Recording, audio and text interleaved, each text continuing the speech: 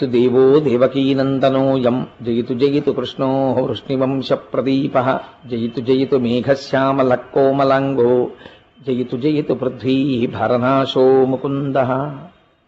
హరి ఓం. పరమేశ్వర స్వరూపమైన సభకు నమస్కారం.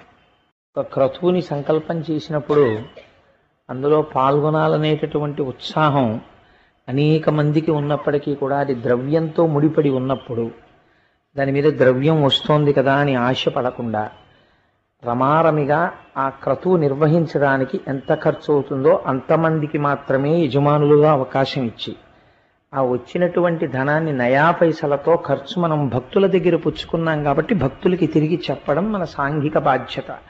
దాని చేత వారి యందు ఒక పూనిక పెరుగుతుంది. మనం ఇచ్చినటువంటి ద్రవ్యం దుర్వినియోగం కావడం లేదు అని ఒక నమ్మకం, ఒక విశ్వాసము కలగడానికి ఈ దేవస్థానం చేస్తున్నటువంటి ప్రయత్నం గోపాలకృష్ణ గారి చిత్తశుద్ధికి నేను బహుధా శ్లాఘిస్తూ ఈశ్వరుని యొక్క కృప వారి యందు ప్రసరించి చక్కగా ఇటువంటి నిబద్ధతతో వారు ఎన్నో కార్యక్రమాలు చేసి భక్తుల యందు ఒక గొప్ప పూనికని కల్పించేటటువంటి అదృష్టము, అటువంటి అవకాశము ఈ దేవాలయమునకు కలుగుగాక అని భగవంతుణ్ణి ప్రార్థన చేస్తున్నాను.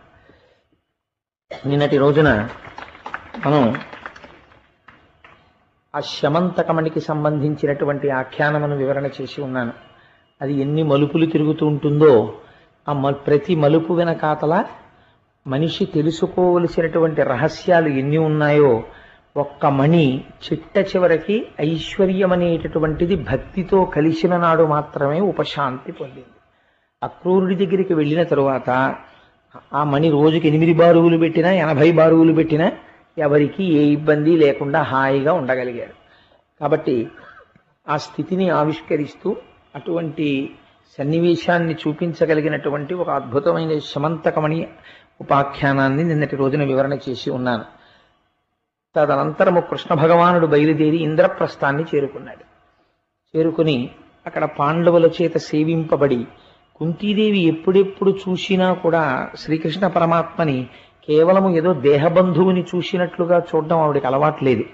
ఆయన యందు పరమాత్మతత్వాన్ని ఆవిడ చూస్తుంటుంది. కుంతీదేవి చూసి స్తోత్రం చేస్తూ ఉంటుంది. అందుచేత కుంతీదేవి చేత, ధర్మరాజు చేత, ఇతర పాండవ ప్రముఖుల చేత స్తుతింపబడినటువంటి కృష్ణ పరమాత్మ నరనారాయణావతారముల కనుక అర్జునుని యందు ఆయనకున్నటువంటి ప్రీతి అటువంటిది. ఆయనకి సారథ్యం చేస్తూ ఉంటారు. దాని వెనకాతల ఉన్న రహస్యం వేరు. ఎత్ర యోగేశ్వర కృష్ణో ఎత్ర పార్థో ధనుర్ధర తత్ర శ్రీ విజయోభూతి ధ్రువానీతిర్మతిర్మమ. ఎక్కడైతే మన జీవన రథాన్ని నడపడానికి చోదకుడిగా, సారథిగా శ్రీకృష్ణ పరమాత్మ కూర్చుని ఉంటారో అక్కడ మనం వెనకాతల కూర్చుని మన రథాన్ని ఆయన నడిపిస్తున్నారు అని మనం నమ్మి ఆయనకి పగ్గాలు అప్పజెప్తే అటువంటి వాడికి జీవితంలో విజయం తప్ప అపజయము ఉండదు. కాబట్టి ఎప్పుడూ కృష్ణ పరమాత్మ అర్జునుడి యొక్క రథానికి సారథ్యం చేస్తూ ఉంటారు. అటువంటి మహానుభావుడు ఇంద్రప్రస్థమును చేరిన తరువాత ఒకానొకనాడు వేటకి బయలుదేరుదామన్నారు. ఇద్దరూ కలిసి వేటకి బయలుదేరారు. వేటాడారు. అనేకమైనటువంటి మృగములను వేటాడిన తరువాత డస్సిపోయారు. ఇద్దరూ కలిసి యమునా నది ఒడ్డున కూర్చున్నారు. అర్జునుడి జీవితం చాలా ఆశ్చర్యకరంగా ఉంటుంది. అందుకే భగవద్గీతలో ఒక మాట అడిగాడు, చిత్రమైన మాట ఒకటి. బహుశా అడగడం కూడా అర్జునుడికే చెల్లిందేమో అనిపిస్తుంది. పితేవ పుత్రస్య సఖేవ సఖ్యు ప్రియ ప్రియాయార్హసి దేవసోఢుం అంటాడు. నువ్వు ఈశ్వరుడవు, ఈ సమస్త బ్రహ్మాండములకు కూడా నీవే ఆదిదేవుడవు అన్న విషయం తెలియక నీతో నేను పరిహాసం ఆడాను, పరాచికం ఆడాను. బావా బావా అని స్వతంత్రంగా పిలిచాను. నీ భుజం మీద చెయ్యి వేశాను. నీతో ఆడకూడని పరాచికములు కూడా ఆడాను, ఎందుకంటే భావవరసవి కనుక. కానీ వాటిని నన్ను ఎలా మన్నిస్తావో తెలుసా? పితేవ పుత్రస్య. ఎంత గొప్ప మాట అడిగాడో చూడండి. పితేవ పుత్రస్య. కొడుకుకి తండ్రి యొక్క ఔన్నత్యము తెలియదు చిన్నతనంలో. మా తండ్రి గారి ఇంతటి పూజనీయుడు, ఆయన కడుపున పుట్టడమే నా అదృష్టం, ఫలానా వారి కొడుకు అనిపించుకోవడం, వారి తేజస్సుగా నేనున్నాను అని తెలియక ఆ తండ్రిని ఒళ్ళో కూర్చుంటాడు. ఆయన మెడలో ఉన్న రుద్రాక్షలు పట్టుకుని లాగుతాడు. ఆ తండ్రి చెంప మీద దెబ్బ వేస్తాడు. నాన్నగారు చదువుకుంటుంటే కళ్ళజోడు లాగుతాడు.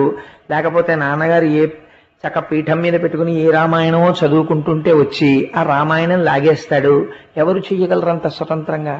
కొడుకు చేస్తాడు. బయటికి ఆయన వస్తే అందరూ ఆయన్ని ఎంతో గౌరవంగా చూస్తారు. ఇంట్లో కొడుకు మాత్రం వచ్చి రాని మాటలతో నాన్నగారు మీరు అనాలని తెలియక ఒరే నాన్న నువ్వు అంటాడు మొదట్లో. అంటే అమ్మ చెప్తున్నప్పుడు అలా అనకూడదు నాన్న, నన్ను నువ్వు అనాలి అమ్మని. నాన్నగారిని నాన్నగారండి మీరు అనాలి. అంటే వాడికి మిల్లిమిల్లిగా అలవాటు అవుతుంది. నాన్నగారండి మీరు అంటాడు. మళ్ళీ మధ్యలో నాన్న నువ్వు అంటుంటాడు. అందుకని ఇన్ని చేసిన ఇంత ప్రాజ్ఞుడైనటువంటి తండ్రి కేవలము ఆ పిల్లవాని యందున్నటువంటి పసితనాన్ని చూసి పరమ ముద్దుతో ఒక ముద్దు పెట్టుకుని విడిచిపెట్టేస్తాడు తప్ప కోపించడు. నీ పితేవ పుత్రస్య, ఒక కొడుకుని తండ్రి ఎలా క్షమిస్తాడో నన్ను అలా క్షమించు. సఖేవ సఖ్యు, నిజమైన స్నేహితుడికి ఉండవలసిన లక్షణం ఏమిటో తెలుసా అండి? తన స్నేహితుడు చేసినటువంటి దోషమును మన్నించాలి. మన్నించి తాను మళ్ళీ ఆ దోషం చేయకుండా చక్కటి మాటలతో అలా చేయకోయ్ అని చెప్పి అతని మనస్సు మార్చగలగాలి. నా సఖుడు నా స్నేహితుడు పక్కనుండగా నేను అతని గౌరవమునకు భంగము వాటిల్లేటట్టు ఇలా ప్రవర్తించడమా అని అవతల వారి మనస్సులో స్థానాన్ని కుదుర్చుకోవాలి. అలా స్నేహితుడు మన్నించినట్టు సఖేవ సఖ్యు ప్రియ ప్రియాయార్హసి దేవసోఢుం, ప్రియుడు ప్రియురాలిని మన్నించినట్లు. ప్రియురాలు ఒకనాడు ధూర్తతనంతో మాట్లాడుతుంది. ప్రణయ కోపంలో ఇవాళ వస్తుందో రేపు వస్తుందో మీరు చూద్దురు గాని కృష్ణుడు మాట్లాడతాడు రుక్మిణీదేవితో. చాలా ఆశ్చర్యకరమైనటువంటి మాట మాట్లాడతాడు. నీవు ఇష్టం వచ్చిన వారిని వెళ్ళి మళ్ళీ వివాహం చేసుకోవచ్చు రుక్మిణి, చాలా పొరపాటు చేశాను నిన్ను పెళ్లి చేసుకుని అంటాడు. అంటే ఆ తల్లి నిలబడినట్టే స్పృహ తప్పి కింద పడిపోయింది. అలా ఎందుకంటాడు అన్నది వేరే విషయం. అది చెప్పిన తర్వాత అయ్యో మహానుభావుడు కృష్ణ పరమాత్మ కారుణ్యమూర్తి అని మీరు అంగీకరిస్తారు, రుక్మిణీదేవి అంగీకరిస్తుంది, ఒప్పుకోక తప్పదు. ఆయన ఏం అలా అనవసరంగా మాట్లాడేవాడు కాడాయన. కాబట్టి ప్రియ ప్రియాయార్హసి, ప్రియురాలు ప్రియుడి పట్ల చేసినటువంటి దోషాన్ని మన్నించినట్లు. ఎందుచేత అంటే భార్య కాలు భర్తకి తగలదు కదా, తగిలితే వెంటనే ఒకసారి కళ్ళకద్దుకుని నమస్కరిస్తారు. ఎందుకంటే గురువుతో సమానం, పతి సాక్షాత్ పరమేశ్వర స్వరూపం. కానీ ఒకచో కాలుకి తగిలినా అప్పుడు పట్టించుకోరు. కాబట్టి ప్రియ ప్రియాయార్హసి దేవసోడు, ప్రియురాలిని ప్రియుడు మన్నించినట్లు నన్ను పెద్ద మనస్సుతో మన్నించు. అందులో నిజంగా ఎన్ని చమత్కారములనో పెట్టి నన్ను ఇలా మన్నించు అని 3 స్థాయిల్లో 3 ఉపమానములు చూపించి అడిగాడు అర్జునుడు. ఎంతటి మహద్భాగ్యాన్ని పొందాడంటే, ఇద్దరికీ దాహం వేసింది వేటకెళ్ళినప్పుడు. ఇద్దరూ వెళ్ళి యమునా నది దగ్గర ఇద్దరూ కలిసి దోషిళ్లతో నీళ్లు తీసుకుని తాగారు. ఏమదృష్టం! మనం ఏ కాశీ పట్టణానికో వెళ్ళి గంగానదిలో స్నానం చేస్తుంటే, మనం ఇక్కడ స్నానం చేస్తుంటే పైన ఒక పీఠాధిపతులు చంద్రశేఖర పరమాచార్య స్వామి వంటి వారు వచ్చి ఆయన సత్యదండాన్ని నీటిలో ముంచి ఆయన స్నానం చేస్తున్నారనుకోండి, కింద మీరు స్నానం చేస్తున్నారనుకోండి, అసలే గంగ ఆ పైన చంద్రశేఖరుల యొక్క శరీరమునకు తగిలి మనకి తగులుతోంది. ఆనాడు ఎంత పరవశం పొందుతాం! ఏమదృష్టం! జీవితంలో రాసుకుని ఉంచుకుంటాం. ఫలానా అప్పుడు కాశీ వెడితే చంద్రశేఖరులు పైన స్నానం చేస్తుంటే కింద నేను స్నానం చేశాను. వారి శరీరమునకు తగిలి వారి శరీరమునకు అలదబడినటువంటి విభూతితో కరిగినటువంటి జలములు నన్ను స్పృశించాయి. కాబట్టి నేను మహద్భాగ్యమును పొందాను అనుకుంటాం ఆ రోజున. అలా యమునా నదిలో కృష్ణుడితో కలిసి దోషిళ్లతో నీళ్లు తీసుకుని తాగాడు అర్జునుడు. పొంగిపోయారు పోతన గారు. ఇద్దరూ ఒడ్డున కూర్చున్నారు. కూర్చుని అప్పటిదాకా వేటాడి అలిసిపోయారు. రథాల్లో వేసి ఆ వేటాడినటువంటి మృగములనన్నింటినీ కూడా ఇంద్రప్రస్థానికి పంపించారు. ఇలా మాట్లాడుకుంటుండగా యమునా నదిలోంచి ఒక స్త్రీ బయటికి వచ్చింది. ఆవిడ మంచి నిండు యవ్వనంలో ఉంది, మహాసౌందర్యవతి. ఆవిడ ఒడ్డున తిరుగుతుంటే అర్జునుడు వెళ్ళి పలకరించాడు. అమ్మా, నువ్వు చాలా అందగత్తెవి, మంచి యవ్వనంలో ఉన్నావు. నిన్ను చూస్తుంటే, నీ ప్రవర్తన చూస్తుంటే నువ్వు వివాహమునందు ఆసక్తిని కుదురుకొన్న దానిలా ఉన్నావు. కాబట్టి నువ్వు ఎవరిని వలచి ఈ ప్రాంతమునందు తిరుగుతున్నావో తెలియచేయవలసింది అని అంటే ఆవిడ ఒక చిత్రమైనటువంటి జవాబు చెప్పింది. నేను సూర్యనారాయణమూర్తి యొక్క కుమార్తెని, నన్ను కాళింది అంటారు. నేను ఈ యమునా నదిలో ఉంటుంటాను. నాకు నా తండ్రి నేను జన్మించినప్పుడు ఒక మాట చెప్పాడు. యమునా నది ఒడ్డున ఒక రోజున దాహం వేసి కృష్ణ పరమాత్మ దాహార్తి తీర్చుకోవడానికి వచ్చి నీరు తాగుతారు. ఆనాడు నిన్ను చూస్తారు, చూసి నిన్ను పరిణయం చేసుకుంటారు అని మా తండ్రి గారు నాకు చెప్పి ఉన్నారు. అందుచేత నేను కృష్ణుండి భర్తగా పొందడానికి ఈ ఒడ్డును తిరుగుతున్నాను అంది. వారే కృష్ణ పరమాత్మ అని చెప్పి ఆ రోజున మళ్ళీ ఇంద్రప్రస్థానికి ముందావిణ్ణి పంపించి ఆ తర్వాత ద్వారకా నగరానికి తీసుకెళ్లి కృష్ణ పరమాత్మ కాళిందిని వివాహం చేసుకున్నాడు. అందుచేత ఆయనకి ఇప్పుడు భార్యలు ఎంతమంది అయ్యారు ఇప్పటికి మనకి తెలిసి? 1 రుక్మిణి, 2 సత్యభామ, 3 జాంబవతి, 4 కాళింది. ఇప్పటికి 4 అయ్యారు. ఆ తర్వాత ఒకసారి ఆ ఖాండవ వనాన్ని దహించడం కోసం అర్జునుడిని తీసుకుని వెళ్ళారు. తీసుకుని వెళ్ళి ఖాండవవన దహనం అయిపోయిన తరువాత అగ్నిహోత్రుడు సంతోషించి గాంధీవాన్ని అక్షయబాణ తూణీరాల్ని అర్జునుడికి బహూకరించాడు. కృష్ణుడు పక్కన లేకపోతే అర్జునుడికి శత్రు సంహారం చెయ్యగలిగిన ఇంత సామాగ్రి రావడం కూడా కష్టమే. తాను శత్రు సంహారం చేశాడు. శత్రు సంహారానికి అనువైన రీతిలో అర్జునుణ్ణి మలచుకున్నాడు. ఇది కృష్ణుడి యొక్క గొప్పతనం. తదనంతరమునందు ఆ మయుడనబడేటటువంటి ఒక రాక్షసుడు ఆ ఖాండవవనం దహింపబడుతుంటే రక్షింపబడ్డాడు కృష్ణార్జునుల చేత. ఆయనే మయసభని నిర్మించి పాండవులకు కానుకగా ఇచ్చాడు. ఆ మయసభలోనే దుర్యోధనుడు నీరు ఉన్నటువంటి సరోవరము అనుకుని నీరు లేని సరోవరం అనుకుని కాలు వేసి భ్రంశమును పొంది ఆ తర్వాత జరిగినటువంటి కథ మీకు తెలుసు. అది భారతంలో చాలా పతాక స్థాయి సన్నివేశానికి కారణమైంది. అది ఈ ఖాండవ వనదహనంలో తృప్తి పొందినటువంటి మయుడు నిర్మించి ఇచ్చినటువంటి సభయే మయసభ. అందుచేత అప్పటికి కాళిందీ వివాహం పూర్తయింది. ఆ తర్వాత అవంతి రాజ్యాన్ని పరిపాలిస్తుండేవారు విందాన విందులు అనబడేటటువంటి ఇద్దరు. వీళ్ళ తల్లిగారు ఒక ఆవిడ ఉండేది. ఆవిడ పేరు రాజాధిదేవి. చిత్రమైన పేరు. నేను లోకంలో ఎక్కడా వినలేదు ఈ పేరుని. రాజాధిదేవి ఆవిడ పేరు. ఆవిడ శ్రీకృష్ణుడికి మేనత్త గారు. ఆ రాజాధిదేవికి ఒక కుమార్తె ఉండేది. ఆవిడ పేరు మిత్రవింద. ఈ మిత్రవిందని ఆమె సోదరులైనటువంటి ఈ విందాన విందులు దుర్యోధనుడికి ఇచ్చి వివాహం చెయ్యాలి అని సంకల్పం చేశారు. వాళ్ళకెందుకో కౌరవులంటే ప్రీతి. కానీ కృష్ణ పరమాత్మ తన మేనత్త కూతురైనటువంటి మిత్రవిందని వివాహం చేసుకోవాలి అన్న సంకల్పంతో విందాన విందులు స్వయంవరం ప్రకటిస్తే ఆ స్వయంవర మంటపానికి చేరుకుని రాజులందరినీ కూడా పరిమార్చి ఆ స్వయంవర మంటపంలో మిత్రవిందని తన భార్యగా స్వీకరించాడు. కాబట్టి ఇప్పటికి ఎంతమంది అయ్యారు? 5. కాబట్టి ఆ తర్వాత కోసల రాజ్యాన్ని పరిపాలిస్తుండేవాడు నగ్నజిత్తు అనబడేటటువంటి రాజు. ఆయనకి ఒక కుమార్తె. ఆమె పేరు నాగ్నజితి. నగ్నజిత్తు కుమార్తె కాబట్టి ఆవిడికి నాగ్నజితి అని పిలిచారు. ఆయన ఒక చిత్రమైనటువంటి షరతు పెట్టాడు. నా కుమార్తెని ఎవరు వివాహం చేసుకోవాలనుకుంటున్నారో వారు నా దగ్గర 7 పొగరుబోతు ఎద్దులు ఉన్నాయి. ఈ 7 పొగరుబోతు ఎద్దుల్ని విడిచిపెడితే అవి కుమ్మేస్తాయి అవతలవాణ్ణి. ఈ 7 ఎద్దుల్ని కూడా పొగరనిచి ఎవరు గెలుస్తాడో అటువంటి వాడికి మాత్రమే నా కుమార్తె అయినటువంటి నాగ్నజితిని ఇచ్చి వివాహం చేస్తాను అన్నాడు. కృష్ణ పరమాత్మ ఆ కోసల రాజ్యాన్ని చేరుకుని ఈ 7 ఎద్దుల్ని కూడా వాటి పొగరనిచి ఆ 7 ఎద్దుల్ని కూడా ఓడించి వీర్యశుల్కగా ప్రకటింపబడినటువంటి ఆ నాగ్నజితిని అంటే పరాక్రమం నాగ్నజితిని తన భార్యగా స్వీకరించారు. ఆ తరువాత కేకయ దేశాన్ని పరిపాలించేటటువంటి రాజు యొక్క కుమార్తె కృష్ణ భగవానుడికి వేరొక మేనత్త. ఆవిడ పేరు శృతకీర్తి. ఆ శృతకీర్తి యొక్క చెల్లెలు, ఆ శృతకీర్తి యొక్క కుమార్తె ఆవిడ పేరు భద్ర. ఆ భద్ర అనబడేటటువంటి ఆవిడ్ని శత్రువులందరినీ పరిమార్చి ఆవిడకి చిన్నతనం నుంచి కృష్ణుడిని వివాహం చేసుకోవాలని కోరిక. ఆ భద్ర అనబడేటటువంటి కన్యని వివాహం చేసుకున్నారు.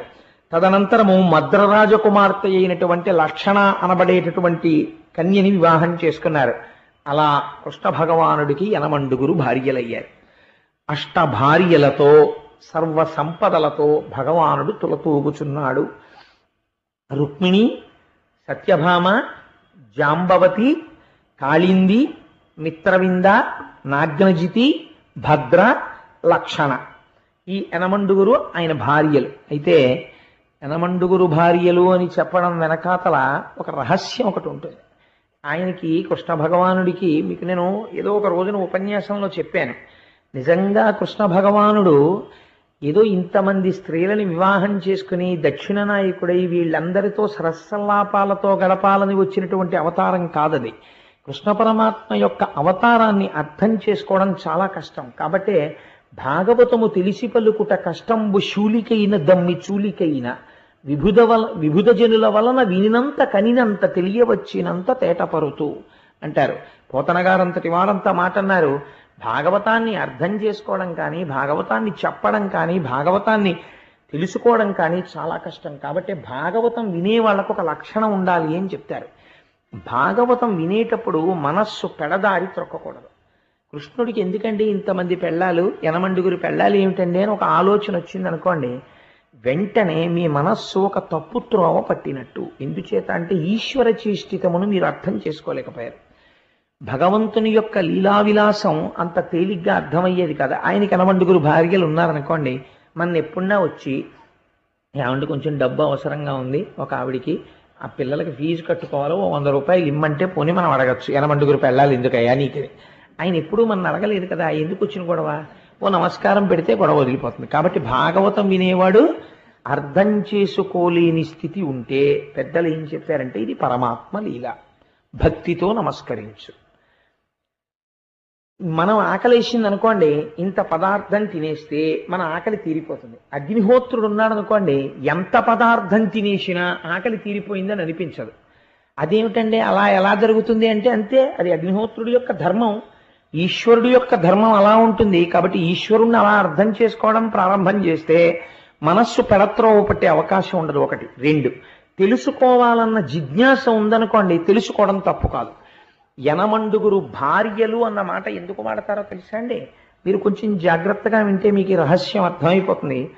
భార్య అన్న శబ్దము చేత 6 లక్షణములను ఆవిష్కరిస్తారు.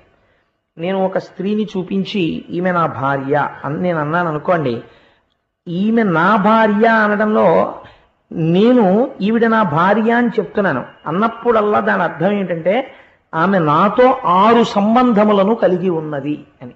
ఈ 6 వేరొక పురుషుని ఎందు ఆ స్త్రీకి ఉండవి. 1, వాడికే చెందిన దానను. ఇదే భారతీయ స్త్రీకి ఉన్న గొప్పతనం. అందుకే మంగళసూత్రం కట్టి జీలకర్ర బెల్లం పెట్టి సప్తపది మంత్రంలో ఆ సఖ్యం కోసమని 7 అడుగులు వేయగానే ఇంటి పేరు వదిలిపెట్టేస్తుంది, గోత్రం వదిలిపెట్టేస్తుంది, తన పుట్టింటిని వదిలిపెట్టేస్తుంది. ఎవరైనా ఆవిడికేం తెలియదు. తెర ఇప్పుడంటే పెళ్లి చూపులు, పూర్వం అసలు పెళ్లి కొడుకు పెళ్లి కూతుర్ని చూడడం అన్నది ఎప్పుడో తెలుసా అండి. తెర పట్టిన తరువాత తెర ఎత్తుతారు సుముహూర్తానికి. సుముహూర్తానికి తెర ఎత్తినప్పుడే నేత్ర నిమీలనం. తెలియక పొరపాటున ఒకే వేదిక మీద ఇద్దరిని పక్క పక్కన కూర్చోపెట్టడం అనేది జరగకూడదు. అందుకే మనకి ధర్మశాస్త్రంలో వివాహం అయ్యేంత వరకు పక్క పక్కన కూర్చోపెట్టారు. ఎందుకు కూర్చోపెట్టకూడదో తెలుసా అండి? ఆ భావన వారికి రాకూడదు. ఎందుకంటే పెద్దలు మాట ఇచ్చి ఉండవచ్చు, కానీ ధర్మపత్ని ఎడమ పక్కన కూర్చోవడం అనేటటువంటిది సప్తపది అయిపోయిన తర్వాత మాత్రమే కూర్చోపెట్టాలి. అంతకు ముందు కూర్చోపెట్టడానికి నైతికమైన శాస్త్రీయమైన అధికారం ఎక్కడుంది నాకు చెప్పండి? పెద్దలందరూ ఉండి పొరపాటు చేయిస్తున్నట్టు అవుతుంది. తప్పు కదా, అలా చేయించచ్చా? పెద్దలు ఉండి చేయించకూడదు. కాబట్టి ఒక పీట మీదకి ఎప్పుడు తీసుకొస్తారంటే జీలకర్ర బెల్లం పెట్టేసిన తర్వాత మంగళసూత్రధారణం అయిపోయిన తర్వాత తీసుకొచ్చి అప్పుడు కూర్చోపెడతారు ఎడం పక్కన. అప్పటి వరకు కూర్చోపెట్టారు స్త్రీని. మీకు భార్య అంటే 6 లక్షణములు ఉంటాయని చెప్పాను. ఇది మొదటి దాంట్లోంచి నేను వెడుతున్నాను. వాడికే చెందిన దానను. ఇప్పుడు ఆమె ఏమంటుంది అడిగితే, నేను కోటేశ్వరారు భార్యనండి అంటుంది నా భార్యని పలకరించినప్పుడు. కాబట్టి ఆయన కొరకని 3 ఇంటిని విడిచిపెట్టింది. ఇంటి పేరు విడిచిపెట్టింది, గోత్రం విడిచిపెట్టింది, తన వారిని వదిలి ఈయనతో వచ్చేసింది. వాడి చేతనే రక్షింపబడుట. పరపురుషులు ఎవరో వచ్చి తనని రక్షించాలనో, రక్షణ అంటే పోషణ కూడా. ఇంతకన్నా పోషణ అక్కడ బాగుంటుందని చెప్పి వేరొక పురుషుడి ఇంట్లో మధురాన్నాన్ని కూడా తినదు. ఈ ఇంట్లో మజ్జిగాన్నమైనా సరే తిని తృప్తి పడుతుంది. ఎందుకంటే ఆయన శక్తి ఎంతో, ఆయన శక్తి మేరకి ఆయన తెచ్చినది తనకి మధురము. వేరొక ఇంటిలోది ఎంత మధురమైనా వేరొక పురుషుడు తెచ్చి నేను నీకు మధురాన్నం పెడతానమ్మా, మీ ఆయన ఏం పెడతాడు అంటే చీల్చేస్తుంది ఆ మాట అన్నందుకు. తప్ప ఆయన మజ్జిగ అన్నం పెట్టినా అది నాకు అమృతం అంటుంది. ఇది భారతీయ స్త్రీ అంటే. దీనివల్ల కదండి దేశానికి ఇంత గొప్పతనం వచ్చింది. వాడికే చెందిన దానను సమస్త వ్యాపారములు వాడికే చెందినవయ్యుండుట, వాడి చేతనే రక్షింపబడుట, వాడి నుండి విడువడుట దుఃఖము, వాడితో కలిసియుండుట సుఖము. ఈ 5 ప్రధానముగా ఉంటూ 6వదైనటువంటి లక్షణము ఒకటి ఉంటుంది. ఏమిటది? సర్వకాల సమస్త వ్యాపారములు ఆయనతో కలిసి మంగళముగా రూపుదిద్దుకొనుట. ఆవిడ సమస్త మంగళములు ఆయనతో కూడినవే. ఆయన లేని నాడు ఆ మంగళమే లేదు, అస్తిత్వమే లేదు. ఇప్పుడు ఏమైపోయింది? భారతీయ ధర్మంలో అదే గొప్పతనం అండి. తన కడుపున పుట్టిన కూతురే ఉండొచ్చు, భార్య పక్కన లేకపోతే కన్యాదానం చేయడానికి అర్హత లేదు. తన కడుపున పుట్టిన కూతురే ఉండొచ్చు, భర్త లేకపోతే కనీసం ఆవిడ గబగబా ముందుకు కూడా రాదు. ఇప్పుడు ఏమైంది? 6 లక్షణములు భార్యకి భర్త యందు ఉంటాయి. ఇప్పుడు భార్య ఏమైంది? తన మంగళత్వమునంతటినీ కూడా భర్త యందు నిక్షేపించింది. ఇది తాళి కట్టేటటువంటి వాడు తెలుసుకోవాలి. నా కోసం ఒక స్త్రీ చేస్తున్న మహాత్యాగం, కాబట్టి నేను ఎంత గౌరవంగా చూడాలి ఈ వస్తువుని. ప్రపంచంలో నా ఊపిరి ఉన్నంత కాలం నేను ఎంత భద్రంగా ఎంత ప్రేమతో నా భార్యని చూసుకోవాలి అన్నది పురుషుడు తెలుసుకోవాలి వివాహానికి ముందు. ఎప్పుడో 60 ఏళ్ళు వచ్చిన తర్వాత ఓపికంతా ఉడిగిపోయిన తర్వాత ఇప్పుడు తెలిసిందండి భార్య అంటే ఏమిటో అంటే, అప్పటికి నీతో ఆవిడ చిత్రవధలన్నీ అనుభవించేసింది, ఇంకెందుకు నువ్వు తెలుసుకుంటే ఎంత, తెలుసుకోకపోతే ఎంత. తెలుసుకోవలసింది యువకుడై ఉండగా తెలుసుకోవాలి, అప్పుడు సంసారాలు చక్కగా ఉంటాయి. కాబట్టి ఈ 6 లక్షణములు ఎవరికి ఉంటాయో ఆ స్త్రీని ఆ పురుషుడికి భర్త అంటారు. ఇప్పుడు చూడండి, ఈ 6 లక్షణములు ఉండడం చేతనే కదలిక, శోభ, శుభము ఇవి జరుగుతాయి. ఇవి 8 వస్తువుల యందు ఈశ్వర చైతన్య ప్రకాశము లేకపోతే 8 వస్తువులు జడమై ఉండిపోతాయి. అవి ఏమిటో తెలుసా అండి?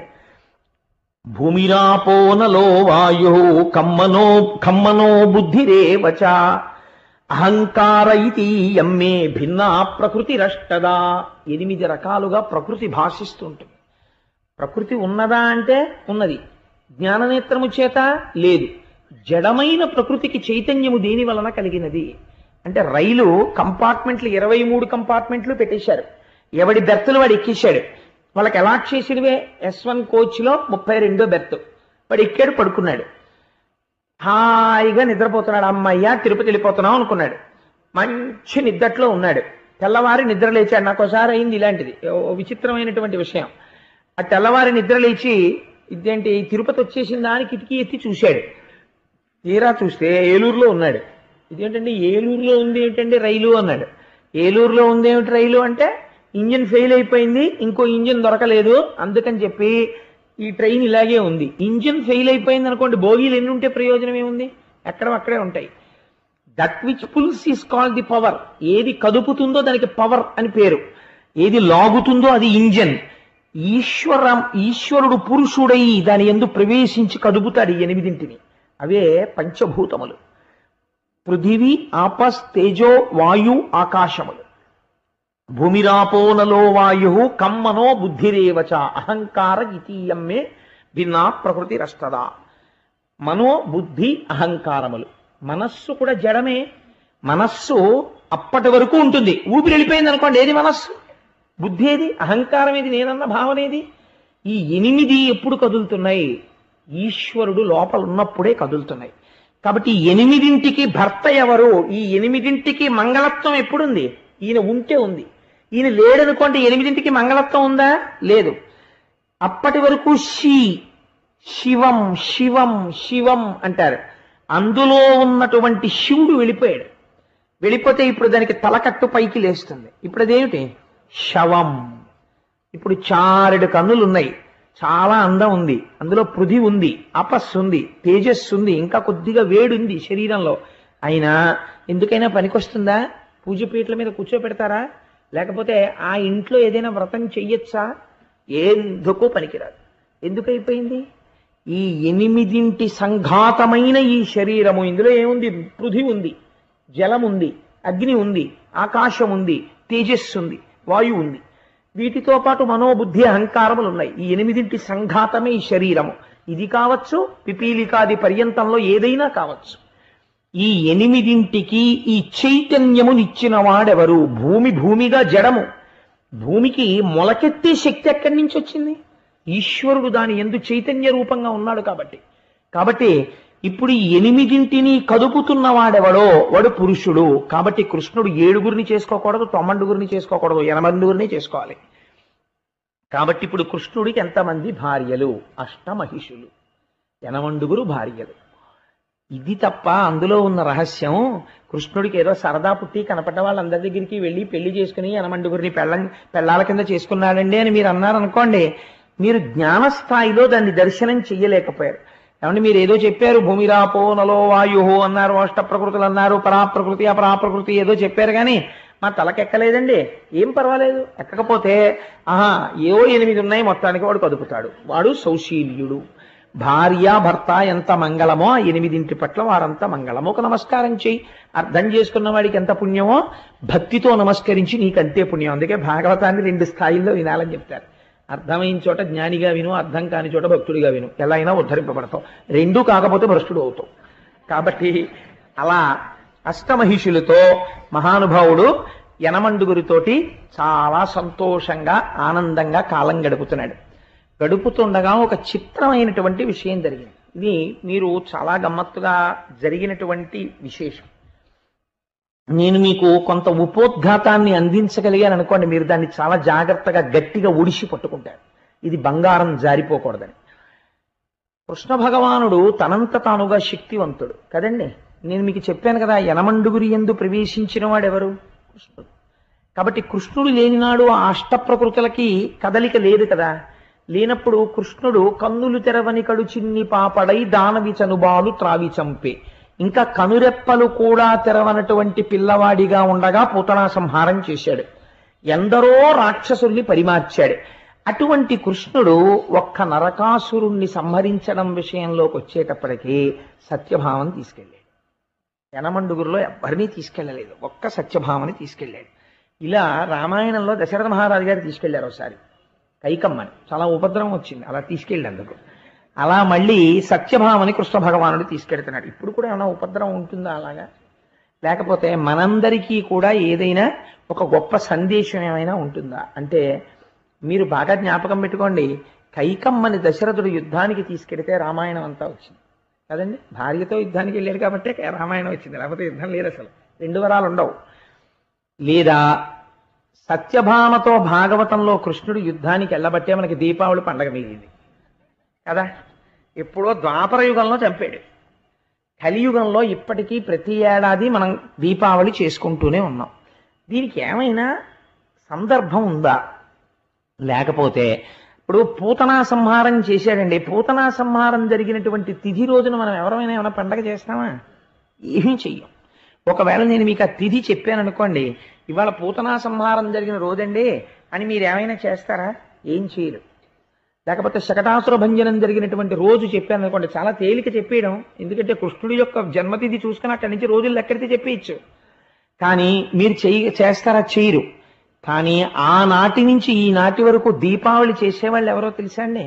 దేవతలు చేస్తారు, కాబట్టి మనం చేస్తాం. ఒక్క నరకాసురుడి విషయంలో ఎందుకు అలా దీపావళి చేస్తారు? దీపావళి అంటే ఏమిటి అసలు? ఇవాళంటే మనం దీపావళి అంటే ఏం చెప్తామంటే బాణసంచ మ్రోగించుట. ఆవళి అన్న శబ్దాన్ని ఎక్కడ ప్రయోగించినా వరుస అని అర్థం. దీపావళి అంటే దీపముల వరుస అని అర్థం. అంటే ఒక దీపం పెట్టడం కాదు, చాలా దీపాలు పెట్టాలి అని. అనేక దీపాలు వెలిగిస్తాం, అందుకని వరసలుగా దీపాలు కనపడతాయి కాబట్టి దీపావళి. కానీ అలా ఎందుకు చేశారు? దీపాలు వెలిగించడానికి నరకాసురుడు చచ్చిపోవడానికి ఏమైనా సంబంధం ఉందా? నరకాసురుడి కన్నా చాలా ఘోరమైన రాక్షసుడు ఎవరండి అసలు? రావణాసురుడు. రావణాసురుడు చచ్చిపోయిన రోజున దీపాలు వెలిగించట్లేదే మీరు? మరి నరకాసురుడు చచ్చిపోయిన రోజున దీపాలు ఎందుకు వెలిగిస్తున్నారు? ఏమైనా సందర్భం ఉండి వెలిగిస్తున్నారా? సందర్భం తెలియక వెలిగిస్తున్నారా? లేకపోతే అసలు అలా వెలిగించకపోయినా పర్వాలేదా? అయితే వెలిగిస్తే ఏమైనా జరుగుతుందా? సత్యభావం వెళ్ళడం వెనక అసలు ఏమైనా రహస్యం ఉందా? లేకపోతే చాలా క్యాజువల్గా నేను వస్తానండి సరదాగానంటే తీసుకెళ్ళాడా? పోనీ సరదాగా తీసుకెళ్ళాడు అనుకోండి, ఏమని చెప్పాలి? ఆల్ రైట్ సత్య వెనకాల కూర్చొని చూడు నేను యుద్ధం చేస్తానని చెప్పాలి. ఆవిడ మధ్యలో లేచి విల్లోసారి లగియంది. అంతకుముందు ఆవిడ యుద్ధం చేసినట్టు ఆయనకి తెలియదు, కృష్ణుడికి కూడా తెలియదు. ఎందుకంటే సత్యభామ అంతకుముందు యుద్ధాలు చేసినట్టు మీరు ఎక్కడన్నా చదివారా భాగవతంలో? ఏమీ లేదు. మరి ఏమి ఇప్పుడు ఒక చిత్రమైన విషయం ఉంటుందండి. ఎప్పుడైనా నేను అలా బజారుకి వెళ్తున్నాను అనుకోండి, ఏమండి నేను వస్తానంది అనుకోండి మా ఆవిడ, సరే సంతోషం రా అంటాను. లేకపోతే నేను అలా షికారుగా కాసేపు అలా వెళ్ళొస్తానే అంటే నేను వస్తాను షికారు అందనుకోండి, సరే రా అంటాను. నేను ఆఫీస్కి వెళ్తున్నాను చాలా ముఖ్యమైన పని ఉంది అంటే నేను వస్తాను మీతో అందనుకోండి, అది ఆఫీస్కి ఎందుకు నువ్వు అంటారు. లేదు వస్తాను అని మారాం చేసింది అనుకోండి, ఒకవేళ ఫోన్లే వచ్చి ఏదో కాసేపు పక్కన కుర్చీలో కూర్చుంటుంది, ఏమో ఎందుకు వస్తానంటున్నా. తీరా వెళ్ళిన తర్వాత నేను రాస్తాను ఫైల్ ఇలా ఇవ్వండి అందనుకోండి, పంపలాడిపోతాయి. నువ్వు రాయడం ఏంటి ఫైలు, నువ్వు అలా రాయకూడదు, ఆఫీసులో నేనే రాయాలంతే, నాకు ఇచ్చింది ఉద్యోగం అందుకు అంటాను కదా. యుద్ధ భూమికి వెళ్ళినటువంటి వాడు భార్య యుద్ధం చేయగలదో లేదో చూసుకోకుండా అని ఏమంటే ఇలా ఇవ్వండి సారా ధనస్సు నేను వేసేస్తాను బాణాలంటే తీసుకో సత్య అని వీళ్ళు ఇచ్చేస్తాడా? అప్పుడు వేయలేకపోతే బాణం ఏమవుతుంది? ఎదిరి బాణాలు ఎవరి మీద పడిపోతాయి? భార్య మీద పడిపోతాయి. అప్పుడు భార్యకి ఏమైనా అయితే కృష్ణుని ఏమంటారు రేపు పొద్దున్న లోకంలో? మరి ఎందుకు ఇచ్చాడు సత్యభామకి వీళ్ళు అంటే చాలా క్యాజువల్గా ఏమీ తెలియకుండా చాలా సరదాగా అటువంటి యుద్ధరంగంలో అంత తేలిక పరాచికం ఆడగలిగినంత పురుషుడా కృష్ణుడు? మరి లేకపోతే సత్యభామకి ఎందుకు ఇచ్చాడు? నరకాసుర వధ అంతేనా? దాని వెనకాతల ఏమైనా రహస్యం ఉందా? మీరు ఈ కోణంలో అవతరించండి, నేను ఒక ప్రయత్నం చేస్తాను దాన్ని ఆవిష్కరించడానికి, మీరు పట్టుకోవడంలో ఉంటుంది దాన్ని. కాబట్టి ఒకనాడు కృష్ణ భగవానుడు కొలువు తీరి ఉండగా దేవతలు, ఇంద్రుడు, దుర్వాసో మహర్షి వీళ్ళందరూ వచ్చారు. వచ్చి మహానుభావ కృష్ణ, నరకాసురుడు యొక్క ఆగడములు రోజు రోజుకి మితిమీరిపోతున్నాయి, దేవతల యొక్క తల్లి అయిన అదితి యొక్క కుండలములను తస్కరించాడు. ఇదొక చిత్రమైనటువంటి విషయం. రాక్షసుడు అన్నవాడు ఇంద్రసింహాసనాన్ని ఎత్తుకుపోయిన వాడిని మనం చాలా మందిని చూసాం. వీడు అదితి కుండలాలు ఎత్తుకుపోయాడు. నరకాసుర వధకి మొదటి వాక్యం ఇది.